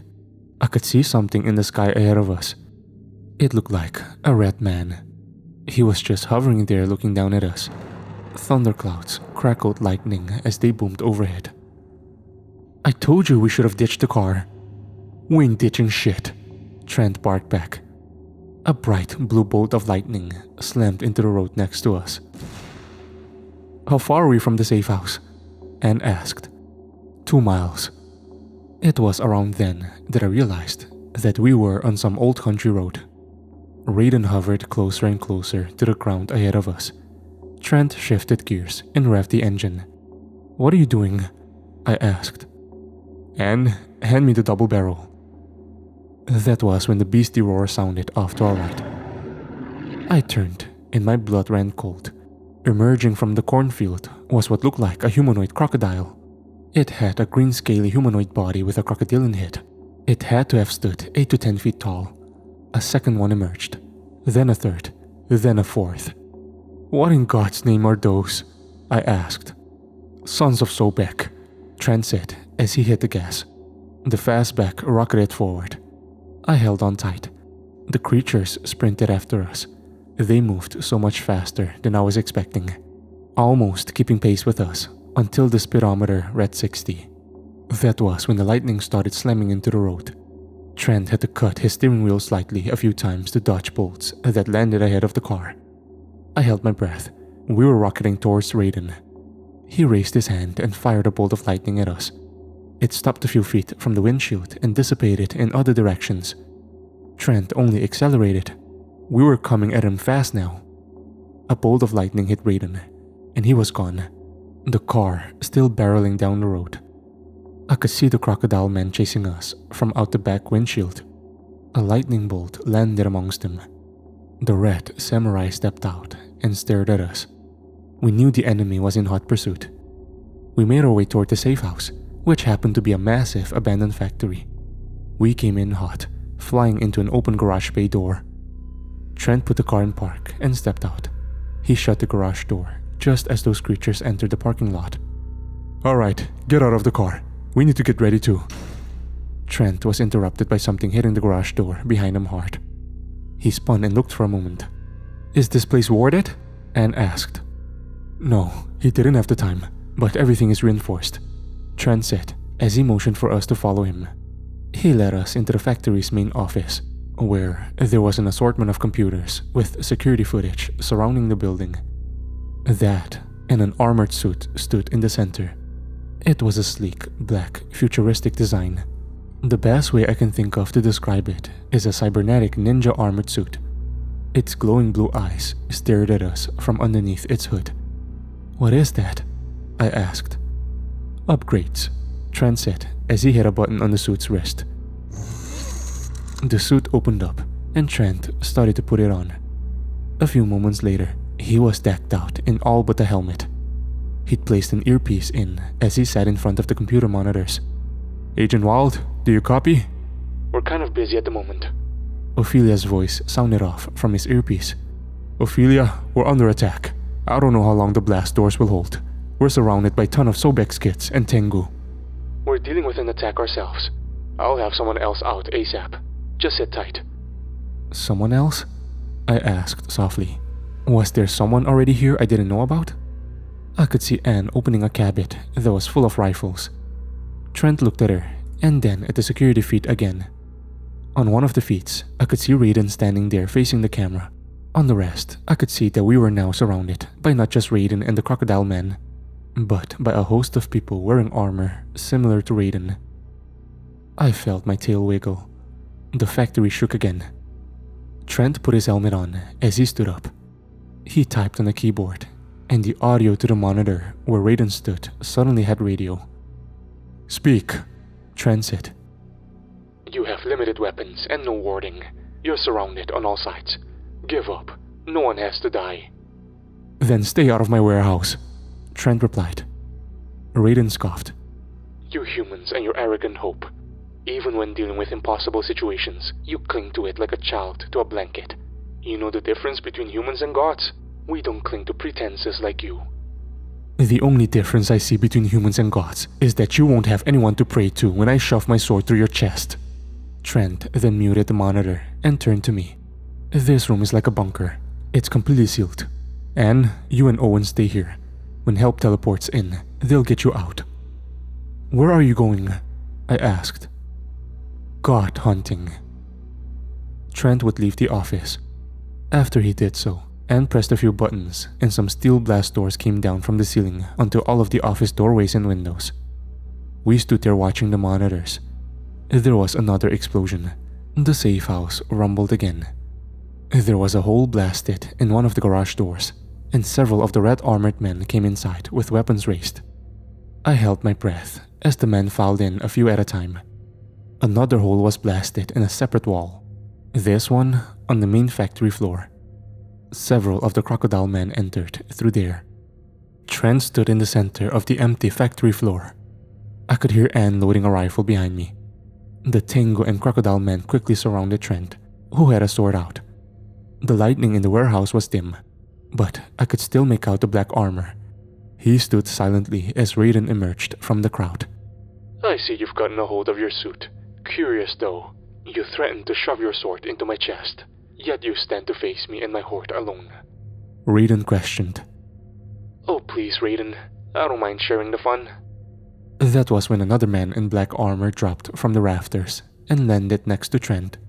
This one with a red flowing cloak and a Roman-style plum across the top of the head. He landed with a sword in hand. Where did he come from? I asked. Who do you think brought the suit? Asked Anne. Mr. Octavius? Trent greeted. Call me Marcus. Raiden put his hands on his hips and laughed. Your reinforcements was but a single man. I expected better. Neither Trent nor Marcus said a word. They only ignited their swords, one after the other, both a burning neon blue. The creatures and Tengu all charged at once. What followed was about as one-sided as you could get. Marcus and Trent moved in perpetual blurs, their swords cutting the enemy down in droves. But more kept coming.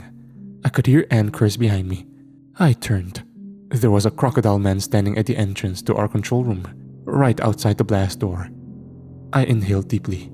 It swiped at the steel with its claws. When that didn't work, it started to punch the door. I clenched my fists. I turned to face the door. Anne had a rifle aimed at it. I stole another glance at the monitor.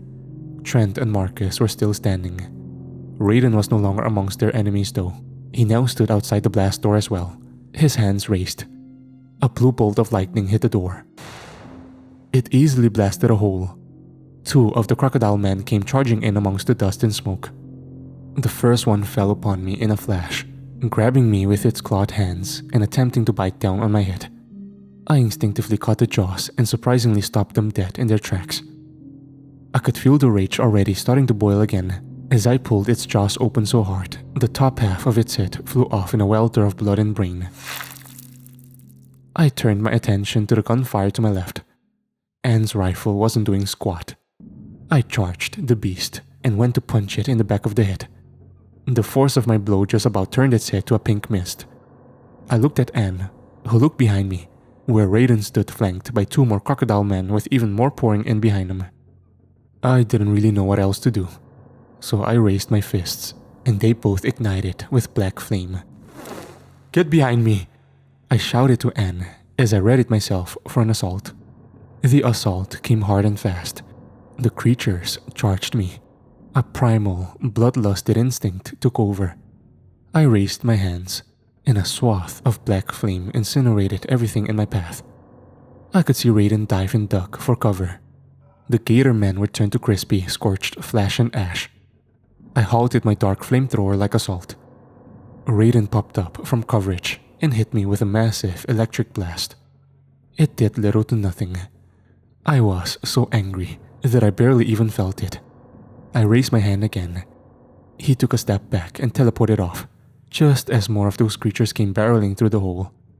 I managed to kill several. That was when a bright light suddenly flashed in the room. A yellow rectangle made from some kind of energy formed between Anne and I. I could hear the sword's voice call to me before I saw the man. It was a soft whisper. "Feed me," it said. Keith stepped out from the portal, Aisha behind him with a spear ready. Keith's eyes found me. He had the sword in one hand while he waved to me with the other. "Let's go, kid," he shouted. Another loud bang shook the facility. That was when a red bolt of lightning flew over my shoulder and hit him in the chest. He flew backward, perhaps not expecting it. His sword clattered to the ground. I looked down at it for a second. Aisha charged past me and engaged Raiden. Anne was already getting into the portal.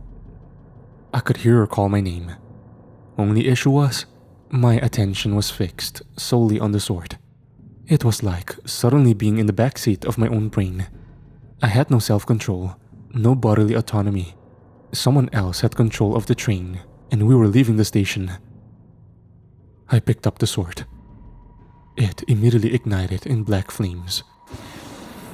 I could feel my face form a wicked smile as I turned my attention to the creatures filling the room behind me. Everything between that point onward happened in a blur. I used the sword. I fed the sword its fill of alligator man blood. I'm not sure how many I'd cut down by the time I found myself in the hall adjacent to the control room. I know I was coming upon Aisha, who was working with Trent to engage Raiden. Trent had shoved the sword through the giant's scarlet breastplate. Raiden was on his knees, staring up at them. Trent looked at her. Aisha roared as she raised her spear and shoved it into his throat with a welter of blood. That was when Trent caught me approaching. Now, remember, I wasn't in control. It was that damn sword. All I could feel was rage. "Owen, is everything okay?" Trent asked. I wanted to scream, to give him some warning, but my sword was up and coming down on him. He barely dodged it. Aisha pulled her spear from Raiden's corpse with a squelch. She turned, and I took a shot at her as well. Only, this one was intercepted. My eyes locked onto what had intercepted it, only to find Trent's sword there. The neon blue eyes on his suit stared up at me.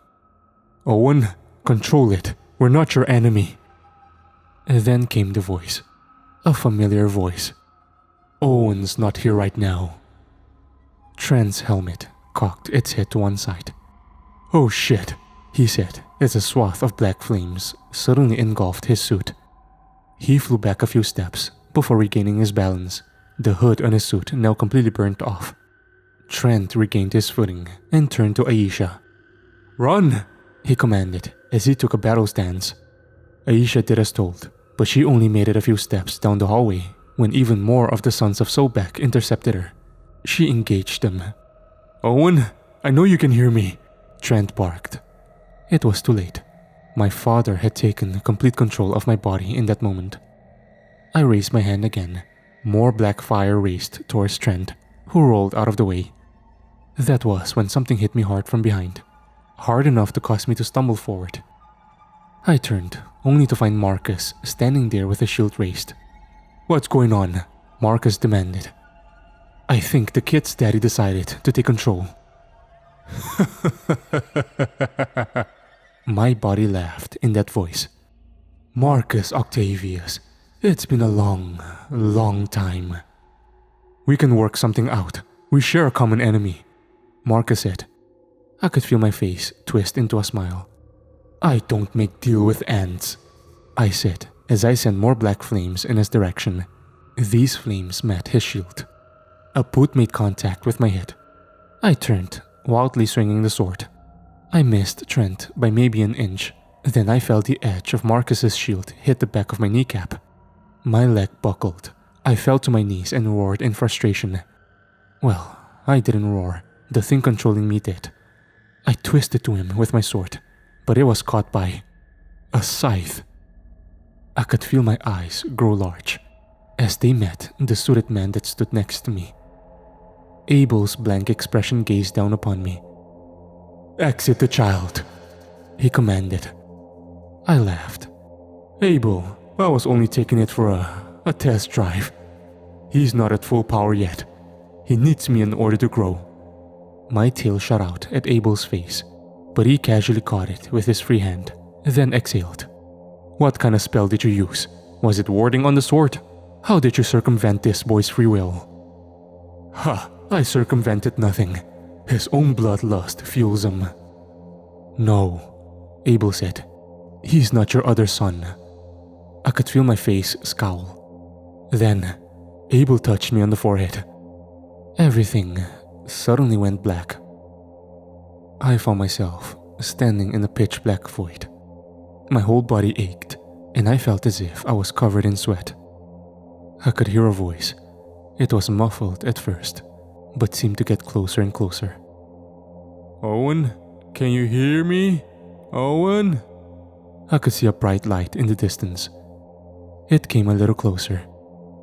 I could make out the features of a man, a one-armed man with long blonde hair and inky black eyes. "Ah, my boy, I was wondering where you went."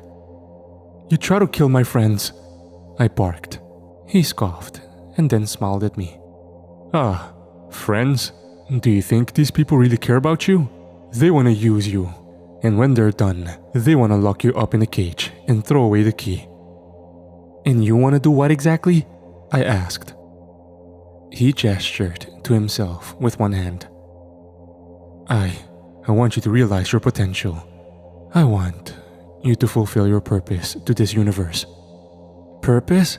To be your puppet? A meat suit?" "Only until I have what is rightfully mine. Then you're free to do as you wish. Kill whom you wish. I know you want revenge for what happened to your sweet, sweet Sarah." "Fuck you! Get out of my head!" Mephistopheles giggled. My boy. He took a deep breath. "Aren't you a chip off the old block? You get that tooth from your mother. Hot damn, she was hard to land." He exhaled again. "Man, the ass on her." I felt a tinge of anger overtake me. I rushed the one-armed man, sending several fists into his face and stomach, cracking his flesh until he was nothing but mush beneath me. I looked down at my blood-covered knuckles. I could feel a wicked smile form across my face. That was when the voice came in from behind me. Oof, the anger issues may be from me. I spun quickly. There he was, with a sarcastic smile on his face. I turned back to where the mush was, only to find more black void. "Yeah, you can't technically hurt me in here. We're still in your head. We will be until the horseman decides to wake you up. If he decides to wake you up." "What do you mean if?" I demanded.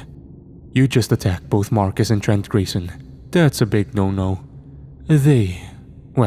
That family is a necessity to the cosmic balance, according to Father Time at least." "Who?" "Ah," he waved his hand. "It doesn't matter. What matters is that we've got people to kill. Lilith, Abaddon, Dagon, the usurpers on the council. They all gotta go. Which is why I made you." "I'm not doing shit for you. I don't even know you," I argued. He started. "Well then, I guess we better." I was suddenly awakened on the couch. Abel stood above me with a blank expression. I looked over at Trent, who was standing with Marcus. They were looking over screens displaying an overhead view of the mall. "Owen, are you okay?" asked Abel. I looked at him. My head hurt like hell. Abel exhaled. "Your father put a locked possession spell in your body. The sword was the key." Yeah, I kinda gathered that," I said as I sat up. "Careful, kid. The counterspell creates one hell of a hangover," the gunslinger said as he placed a hand on my shoulder. Megan stood behind him. "Where are we?" "At the mall, in a furniture store," Abel said softly. "Shit, why?" I asked. Abel shrugged. "Lilith is waiting to make her move. Her forces have us surrounded." "Bomb the shit out of them," I said. "That's easier said than done. Lilith's got them all hiding underground. I should have killed her in purgatory." Ken groaned. Megan touched him gently. "You would have only caused us more harm than good," Abel said as he looked at him. "I would have saved Willie." Abel turned back to me. "We're formulating a plan. Get some rest. You still have a role to play in all of this." "And if my father takes over again?" "That won't happen. We've made sure of it," another familiar voice said. I turned to see Jazz walking towards us. A tall black angel walked next to her. He was massive, 6.5 feet tall and built like an ox. This guy's muscles had muscles. "Who is?" "This is Raziel. He's Heaven's representation on this operation." "Where were you earlier?" I asked sarcastically. He narrowed his eyes at me. "There's a multiversal war raging across the cosmos. Heaven has limited personnel." Jazz leaned over to him. He wasn't being facetious. He was being a smartass though. "Ah," Raziel said. I smiled softly. Raziel walked past me and toward Abel, mentioning something about mobilizing the 9th. Jess hugged me when he walked off. Then we separated. We put a warning up in your head, another one at least. It doesn't block the signal, but it prevents control. We're trying to do something similar to Lilith's revenants. I sighed. Did you know that he was going to take full control? Jess looked away from me. I had my suspicions, but I didn't think he'd actually do it, I asked. Do it so early. You have to understand. Your father, he's desperate. Yeah, I need some air. Jess and I walked around the mall for a bit. Between the ISDD and the US military, the place had become a fortress. The 3 entrances had been blocked off by a combination of tanks and machine gun nests. The mall itself was a massive triangle. It had 2 floors that were lined with a total of maybe 100 stores. There was a food court, which served as the main control area for the various military forces. On the roof, there were a few different aircraft parked, one of the flying saucer that the Hell Hunters used to get around. The other was an ISDD-designated air vehicle that I'd been told was called the Wasp. It looked like something you'd see in a Halo game. It was on the roof where I met Keith again. He sat at the base of the Wasp's ramp with his sword in his lap. He smiled at me as Jess and I walked past. I had trouble making eye contact. I was slightly embarrassed that I'd taken his sword, even more so that I tried to kill our own with it. I could see Grace ahead of me. She was standing with that Superman knockoff guy that saved me at the school. Grace was hugging him tightly. I never thought I'd see you again, she said. Who's that? I asked. That's David Stone. He's her father. He died last year. How'd he end up with the Superman powers? I asked. Gabriel. The Archangel? I asked. Yep.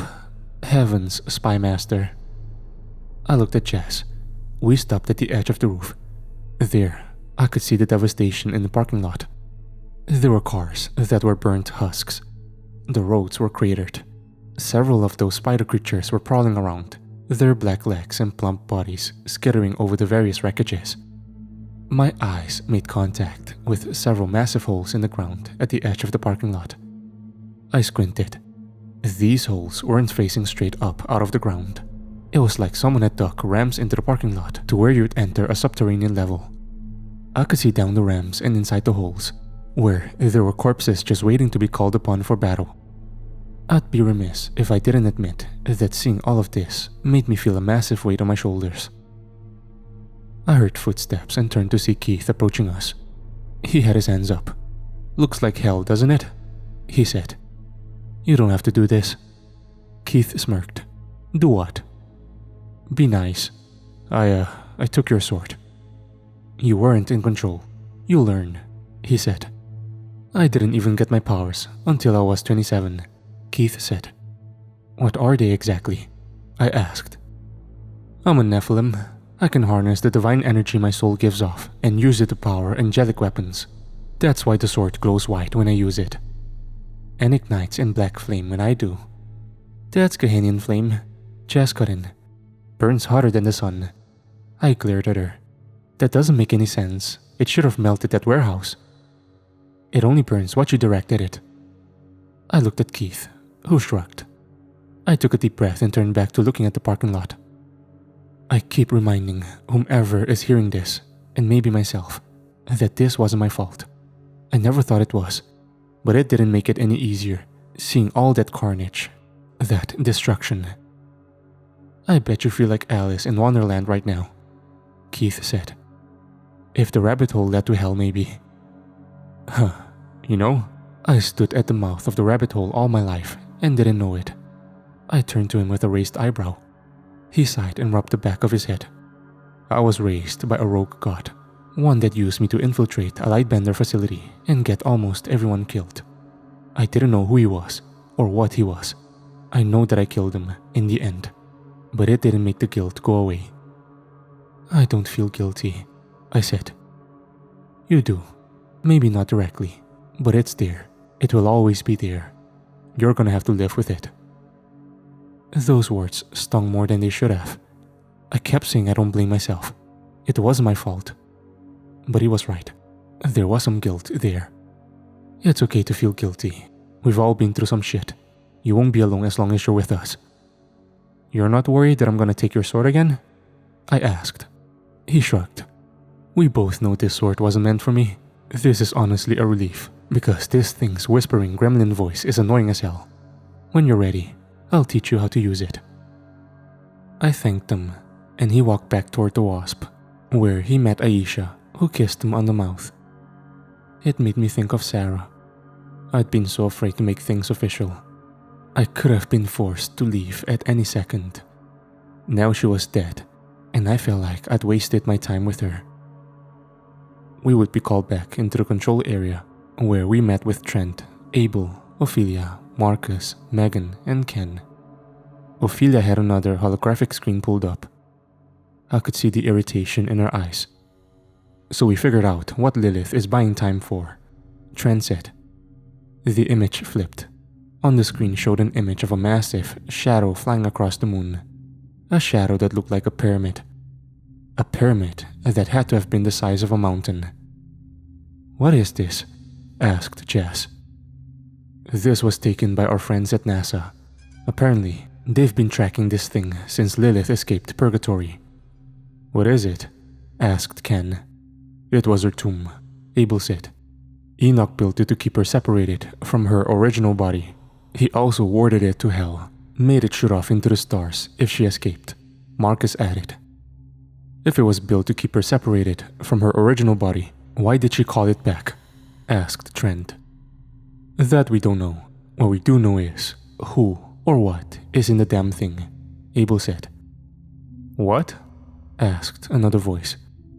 The screen flipped to an image of a black dragon that had to have been the size of a cargo ship.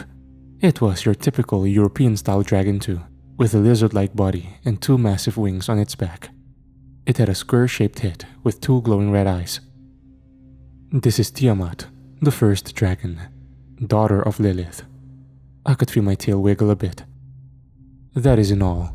The tomb is loaded to the brim with Tiamat's spawn, meaning Pitch has spent the last 1500 years laying eggs, Marcus said. Can we blow it out of orbit? Asked Trent. Abel shook his head. This was 15 minutes ago. The image flipped to a video where several of those flying saucers that look similar to the one that the Hellhunters were using. They were pursuing the pyramid as it barreled past Earth, each firing several blasts of some kind of blue energy. Each of these hit the pyramid and seemingly dissipated into nothing. The aircraft pursued for a few moments before breaking off. It's coming. We're expecting touchdown at nightfall, Abel said. Where? I asked. About 200 yards outside of the parking lot. Wouldn't the impact alone flatten this entire place? Most of the city too, but I don't think this thing is going to hit like an asteroid. If it does, we'll put a shield warding up, Megan said. We need to focus on our defensive strategy. We've got what, 4 hours till nightfall? Asked Trent. 2.5, Ophelia corrected. We could evacuate, reconsolidate, and re-engage, suggested Megan. We need to keep the fighting here. We can't let this bitch spread, or escape. Trent looked at the horseman. I have an idea. We spent the next little while forming plans.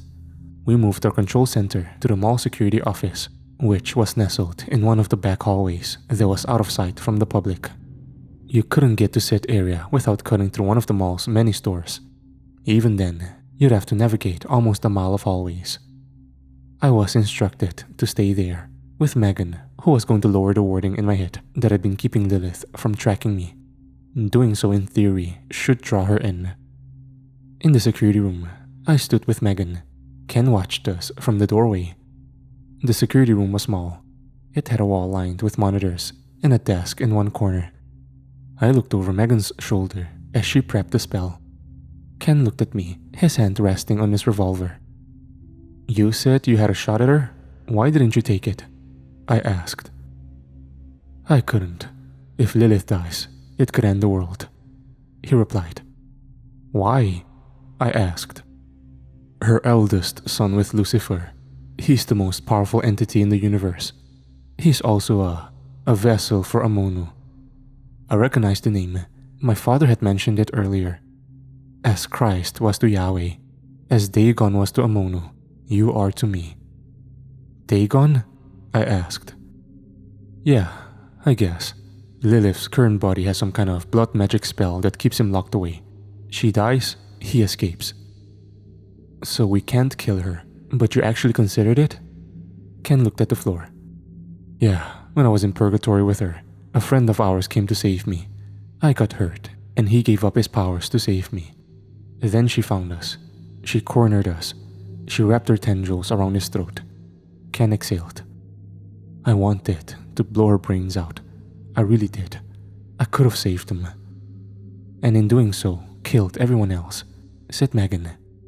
Yeah, it ain't fair, the cowboy grumbled. Willie deserved better, but ending the world won't honor his memory. Ken pulled a revolver from the back of his waist. It was silver with an ivory handle. He gave me this before he died. I ain't used it yet. Abel said it's a horseman weapon, like his scythe. He told me that using it would put a responsibility on me that ain't been heard of since, I don't know. I ain't ready for that. Ready for what? I asked. Megan sighed. The Omega soldiers were originally created to work for the horsemen. They were also created to potentially replace a horseman should one fall. Using the pistol would activate a spell that would transfer Willie's power into Ken. I thought he gave up his powers to save you, I said. He did. Megan closed the book she'd had in her hand. Okay, I'm ready, she said as she put a finger to my forehead. Is this gonna hurt? I asked. No idea. Megan touched my forehead. I was suddenly in the black void again. I stood there, my eyes frantically darting around. Then, the void around me morphed. I was suddenly standing in front of Joe's hot pie. Lilith was crouched over a body, her back to me. I could hear the sounds of slurping and flesh tearing. I could feel my heart accelerate a bit. I approached her slowly. I could see her tendrils wiggle a bit. She stopped eating and looked at me over her shoulder. Her face was smeared in blood. Owen, I've been searching for you. Your friend hasn't been. She held up a hit that was missing a massive chunk from the temple. I could see the inside of the skull. I could see it had been hollowed out. My heart jumped into my throat. It was Reggie's head, a look of pure and utter terror still on his face. Helpful, she said as she dumped what was left of the skull into his mouth. I could feel my rage begin to build up again. Oof, Lilith, that's brutal, even for me, a voice said from behind me. Lilith looked past me. I turned. Mephistopheles was standing there with a smile on his face. I told you to get out of my head, I barked. I don't recall agreeing to do that. Besides, me and this bitch need to have a conversation. I turned back to Lilith. A conversation? Is that what you call it? Tell me, how does one who exalts himself, such as you, get trapped by mere humans? He shrugged. It was a means to an end. Better to be imprisoned up here than in a cell next to your son. He's your son too, Lilith hissed. He's no son of mine. He's a mummy's boy who fell for your temptations. But alas, I'm willing to forgive. Kneel before me, and I'll spare you. Lilith didn't even try to hide her laughter. She laughed so hard, she almost buckled over. You think you can threaten me? With what? You have but one wing, one arm. You have no power. All you have is this, she said as she gestured to me. This child, this half-human child. This half-human child was created to destroy you. Let us not forget, even without my demonic powers, I am still a fallen one. I am still more than you'll ever be. Everything you are is because of me. Lilith got closer to him, almost up into his face. She looked deep into his eyes, then whispered, If only you showed such strength when the horsemen marched an army onto our shores. Look at you now, a slave to your wounded pride. You're pathetic. I'm going to kill your son. Then when I'm done, Abaddon and I are going to pay you a visit and do what we should have done over 1,000 years ago." Mephistopheles giggled, then vanished. Lilith turned to me. "You think you can replace my son as heir? I'm going to eat your flesh and pick my teeth with your bones. She was interrupted by me suddenly being pulled back into reality. "Did it work?" asked Ken. Megan had large eyes as she stared at me. "Was that your dad?" she asked. "Yeah." She turned back to Ken, who was now standing alongside Abel, and gave them a thumbs up. Abel nodded and walked away. Trent came around the corner with Ophelia. "Make sure Chad and Jamie stick with the Green Knights. It's not that I don't trust Jamie. It's just... he shot at you," Ophelia said. "Yeah." "It's gonna be okay, Trent," Ophelia said, before kissing him and walking down the hallway. Trent looked at me. "You two are a thing?" I asked. Trent took a deep breath and looked at Megan. "The pyramid is coming. Get ready." I turned and looked at the monitors. I could see a drone video feed of the pyramid as it hovered above the mall. The pyramid was as massive as I thought on the initial sighting. It lowered down, right where we were told it would. But it lowered down slowly, almost dramatically. I grunted under my breath. It was then that I could see our defenses that had been posted up in the parking lot. Raziel and Jazz stood ahead of the pyramid, waiting for the dragon to appear. The flying saucer hovered above the mall. I braced myself. The pyramid touched the ground. The whole mall shook.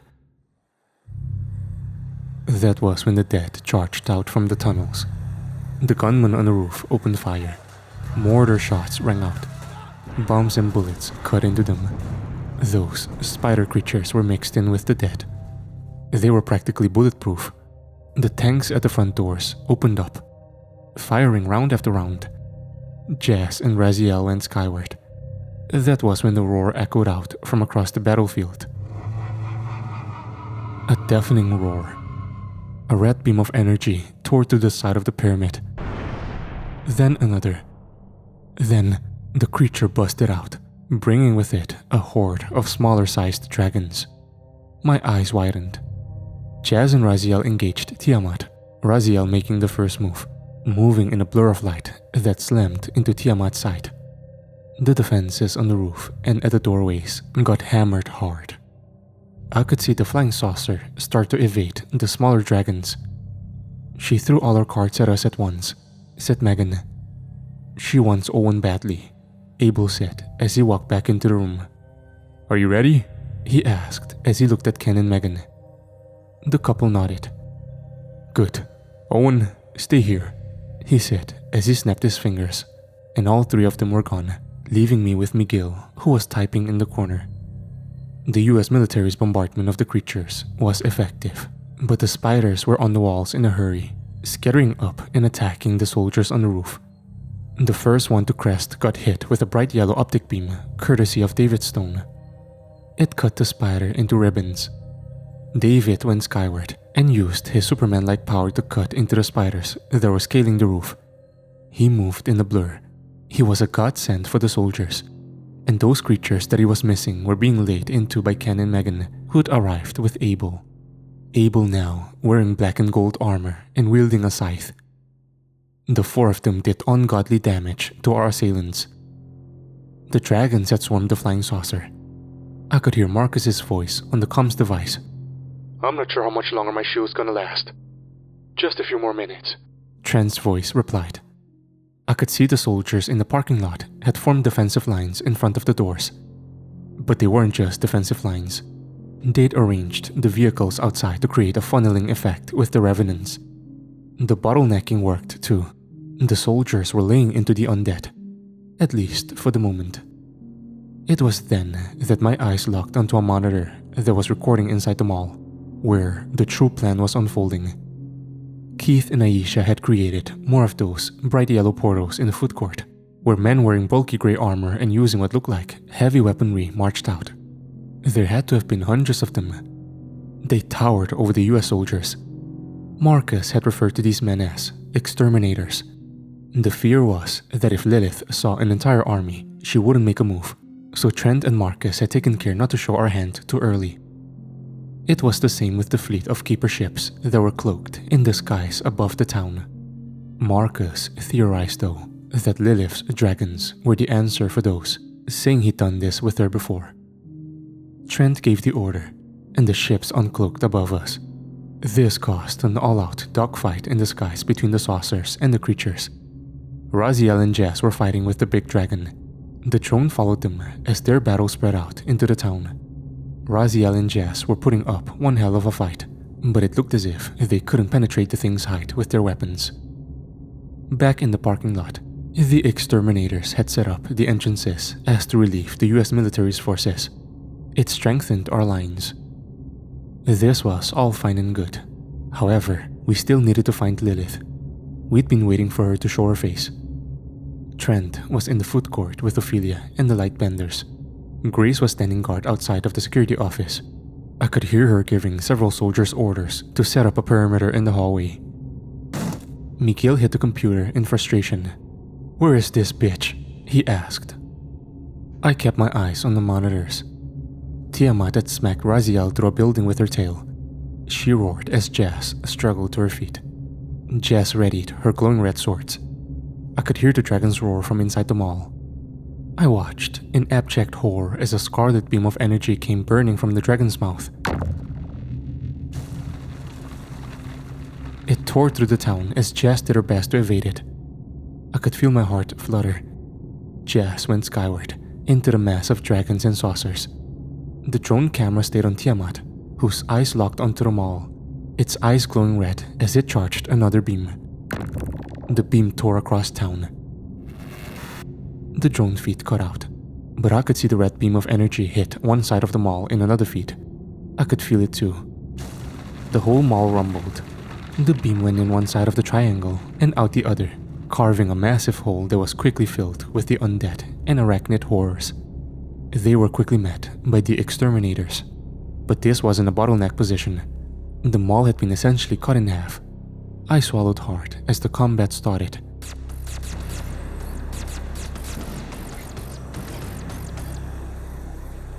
Then came the sounds from the hallway outside of our control room.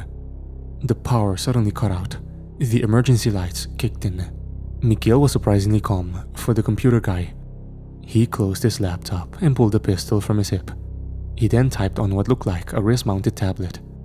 "Grace, we need to move," he said into his earpiece. The door opened and Grace stepped through. "Let's go," she said. Mikhail and I followed her outside into the hall. I could hear the sounds of gunfire echoing from the mall beyond the hallway. The fighting sounded intense.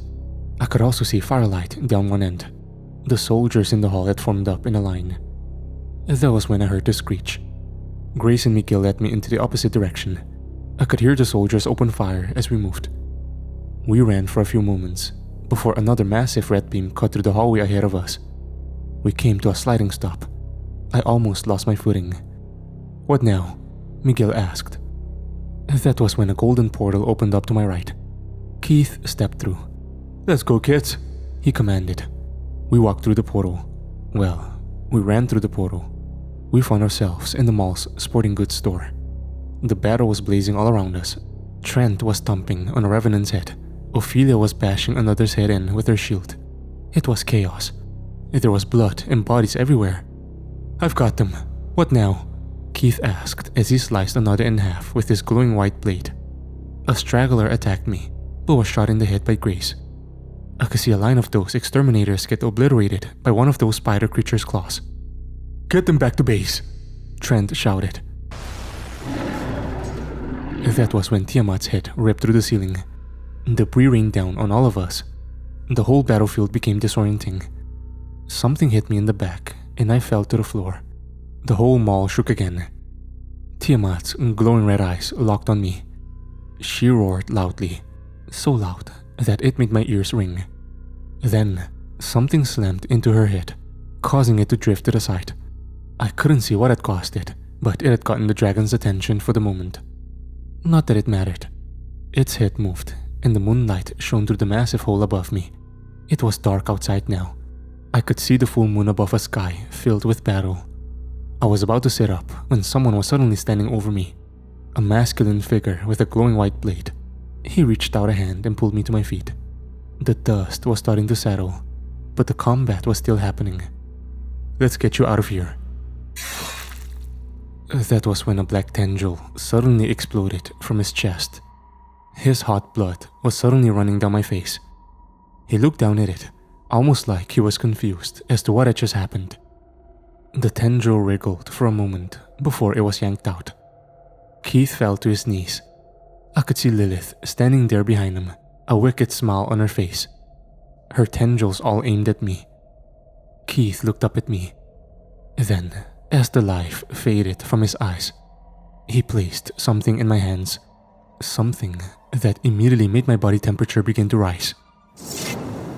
The Twilight Blade ignited with black flame as my eyes locked onto Lilith. "Oh, Owen, are you ready to die?" she asked. I didn't respond. I just charged in, bringing the flaming black sword down on her head. She took a step back and dodged the blow. The 3 of her 4 tendrils launched red beams into my face. They didn't hurt, but they did plant me flat on my ass. The next few seconds went by quickly. She stormed toward me. The sound of gunfire echoed out. Bullets bounced off of her body. Her attention was drawn to someone to my left. Trent stood there with an assault rifle aimed. She hissed as she redirected a beam of energy his way. He dove to one side. Something else suddenly blocked out the moonlight. It was one of the flying saucers. It was the Hellhunter ship. Its walkway open. Marcus standing at the last step with his sword glowing. He leapt out, landing between Lilith and I. I got to my feet. Trent was now standing next to me. Another shadow suddenly lowered overhead, slamming into the ground hard to my right. David Stone stood alongside us. I looked ahead. Lilith's horde was forming up behind her. The hungry eyes of thousands of revenants and arachnids were locked onto us. There was movement in the rubble behind me. Then Ken dropped down from the roof with one of his revolvers raised. He aimed it at Lilith. She stared at the 5 of us nervously. I could feel the rage boiling inside of me. I didn't know if it was the sword, or if it was the fact that Keith was dead on the ground next to us. But this time, it was different. I felt in control. "Look at the group here," Lilith sneered. "The Centurion, the soldier, the rebel, the gunslinger, and you, the so-called heir to the Kahenian throne." "Woman, you ain't walking out of here," Ken said as he cocked his gun. I was so angry that I'd missed the implications of what she'd said.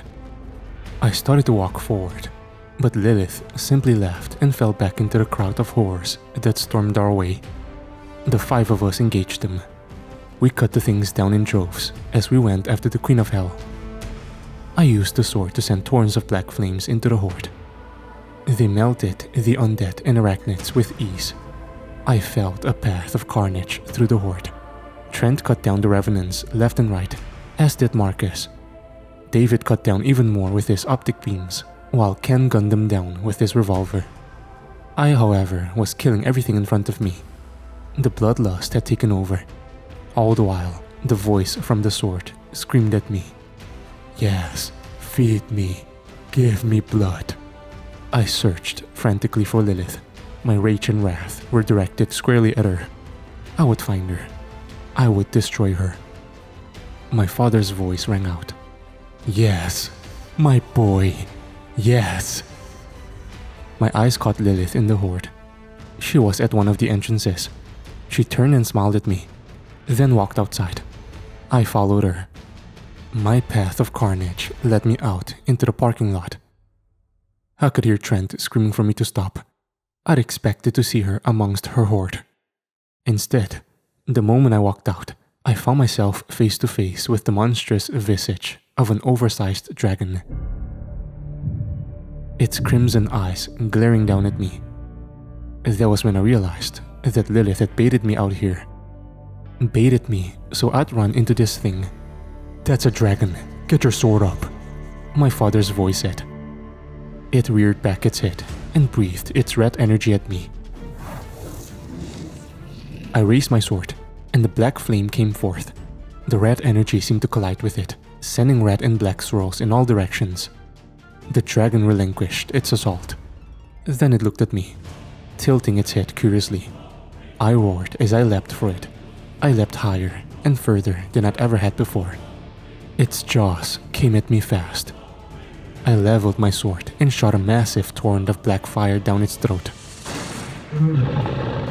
The dragon roared in pain as its body writhed and wriggled.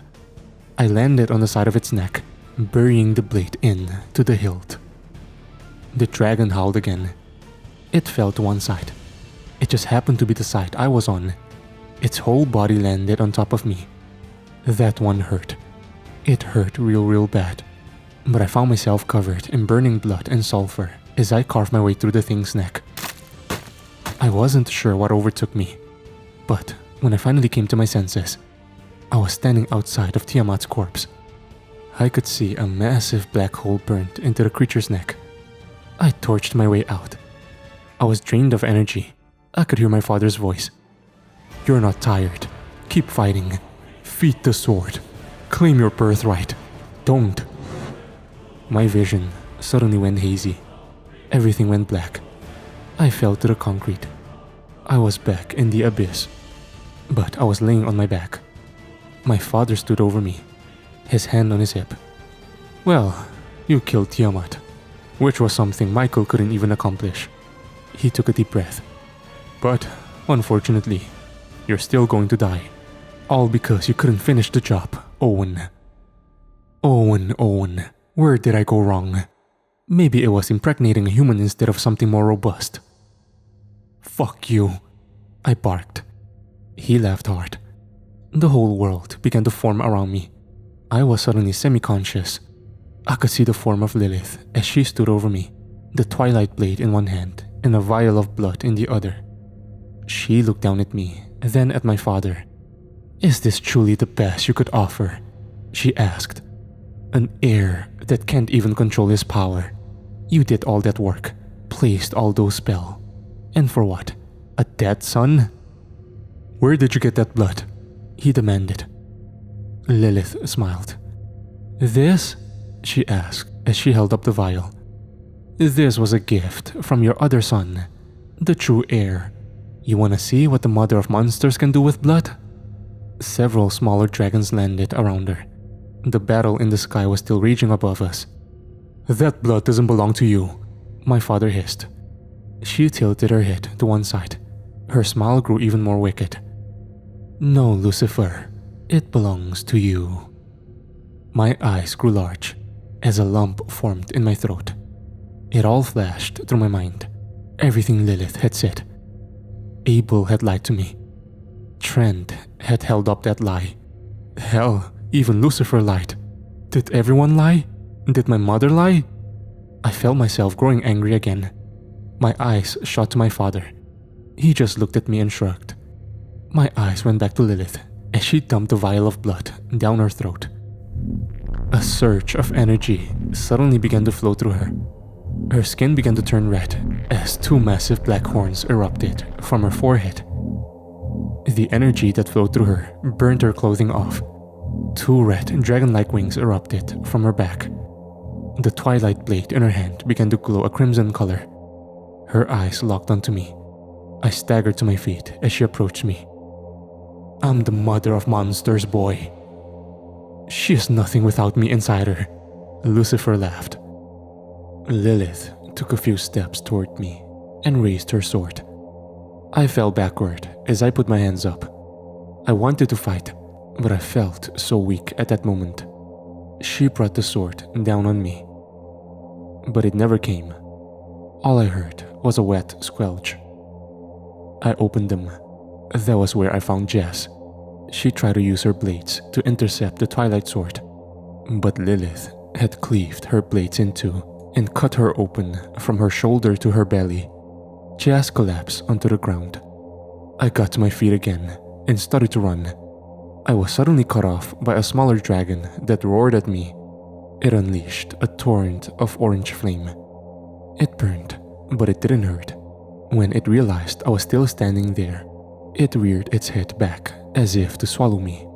Only 2 yellow beams of energy severed its head. The creature fell. I came to a stop. Then something hit me in the back. I went flying into Tiamat's body. I groaned for a moment. My back burned like hell. Oof, her hand-tie beams are stronger than normal, Lucifer's voice said.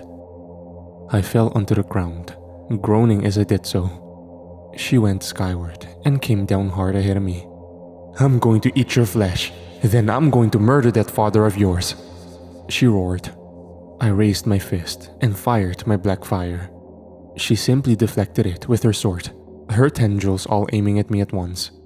I was bombarded with 4 supercharged red energy beams. It hurt like hell. It burned bad. I was blown through Tiamat's corpse, hitting several vehicles on the other side, before tumbling to a stop at the base of the mountain-sized obsidian pyramid. I wanted to cry at this point.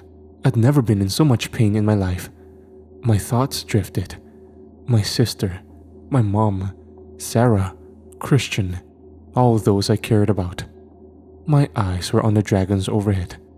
There were a lot less of them in the sky now. The ships were winning the battle. I took a deep breath. She was suddenly standing over me now. Lilith. She raised the sword high. I again was ready to accept my fate.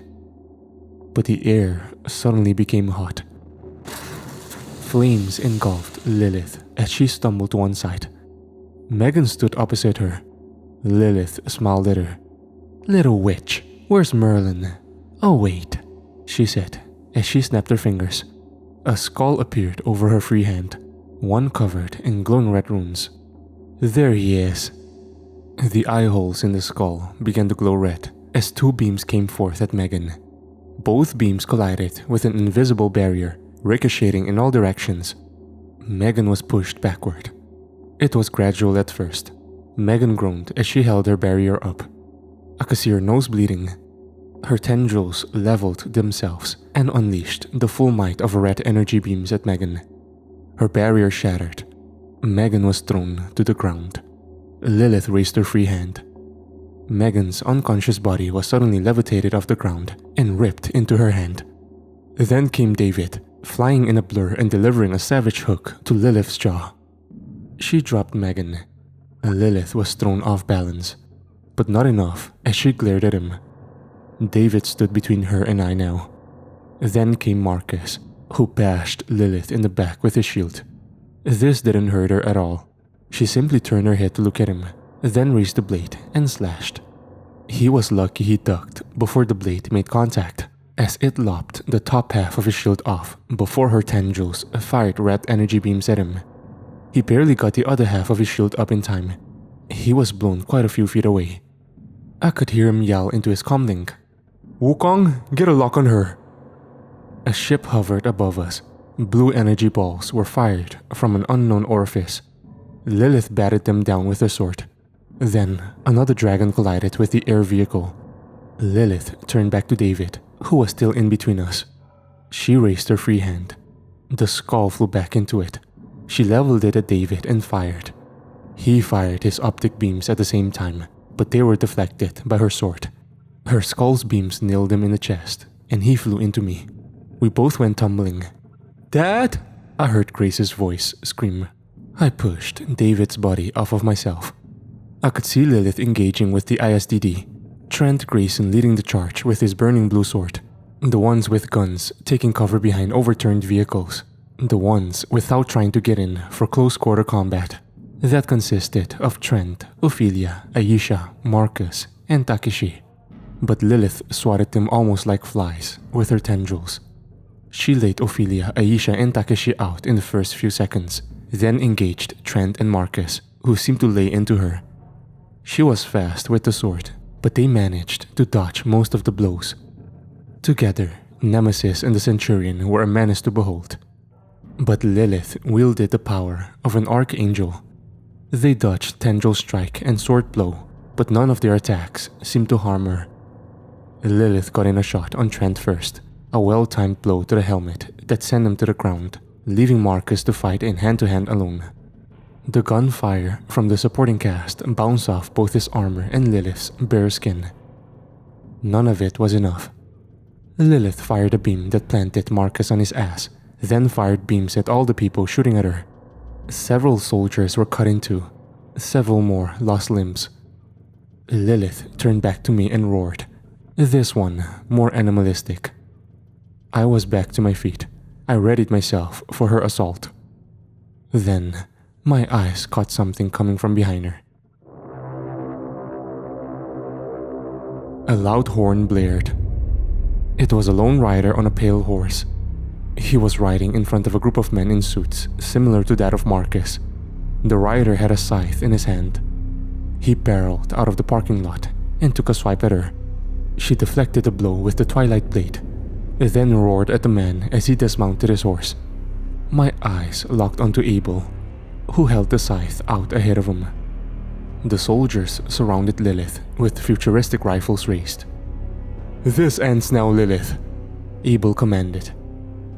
Lilith sneered at him, but I could see something in her eyes, something that almost resembled fear. "Go ahead, banish me from this body. It would be a freedom, a mercy." "No, this time we'd bind you, lock you away, soul and all." "No. Look around you, Lilith. Your dragons are dead. You are surrounded. Now give up." Lilith smiled as one of its tendrils snaked its way around the neck of the woman who had been passed out at her feet this whole time. "You won't kill me. You can't. Not if you want to keep this world." "Put her down," Abel commanded. By now, just about everyone was on their feet. All eyes were on Lilith, who held the sword up to Megan's neck. My eyes met Ken, who had his hand behind his back. Lilith's eyes grew more panicked for a second, before settling on one terrible resolve. "No, you can lock me up. You can do whatever you want, but not before I kill her, or however many of you it takes. A single loud gunshot rang out. Lilith's head exploded into a fine red mist. I stood there with wide eyes. I'd seen Ken pull the silver revolver from his back and fired. The whole area felt dead silent. Lilith's body slumped to the ground with a wet thunk. Abel turned to Ken. All eyes were on Ken. The gunslinger stood there with tears in his eyes. Abel walked straight up to him. "Ken Sullivan, what have you done?" The battle ended. Most of the dragons were killed. Some ran. Crawford, as a city, was abandoned. The Random Onion News Network would do a story on the city a few years later. Or a rogue reporter called Reese McAllen would. But between that moment and the others onward, the town ceased to exist. Officially, I mean. There was some speculation about the story online. Some thought the reporter's story was fake. I can remember seeing a Twitter user called I Am Perplexed 6969 post. The narrative structure of their report makes the story seem fake. Reading that, as someone who lived it, was kinda irritating. But then again, this dude's profile was nothing but negativity toward any and all news report said reporter posted. Maybe it was a troll, maybe not. There were other responses, of course, but we won't get into those today. I had a lot to deal with. Trent requested we stay on the ISDD base for a while, mainly while we navigated the new rising threat. I'll get to that story another time. For now, I'll focus on our losses. Keith Gonzalez was a good man. He didn't deserve to die the way he did. If he hadn't, though, I'd never have gotten the sword. Or maybe he would have given it to me later on. I don't really know. His death rattled the ISDD, none more so than Aisha. We buried him on the beach at the ISDD's island base. We also buried Jess there as well. I wish I had some kind words to say about Jess, or Jeziel, but I barely knew her. Yet, she gave her life to save my own. For that, I am eternally grateful. The following weeks were hard. So many of us were injured, and there was so much to be done. Raziel, the angel from earlier, had a torn wing that needed fixing. David's stone had to be sent to a healing pot. I guess the skull did some damage. Trent had a concussion. I guess Lilith had knocked him unconscious. Marcus and Trent got to know each other a bit better. I guess the two are related somehow. Ken was taken to heaven by Abel. He had claimed horseman powers by firing that revolver. Now, he had to face responsibility for what he had done. We would go and stay on the island. There, I would learn of the exact death toll on Crawford. 11,797 people were killed. That's not including the military members who fought there. It was hard. The guilt never really went away, but it was something that I had to figure out how to live with. It took some adjusting. My mother, Angelica, and I had our own quarters on the island. It was almost like a small apartment. I had to constantly deal with my father's voice in my head. He mostly taunted me. He'd appear constantly in my dreams. Megan would try to help me get him out, but nothing ever really worked. Christian made it. His parents weren't so lucky. He'd stay in Michigan with some family. Then, there was the most pressing concern. Dagon, firstborn of Lucifer and Lilith. Abel would take the Hell Hunters to go and search the perhaps cheekily named Isle of Dagon. The demon wasn't there. In fact, by the time they arrived, there was no life on the island at all. But the story of Dagon is one for another time. I was present for it. But it's best told by someone other than me.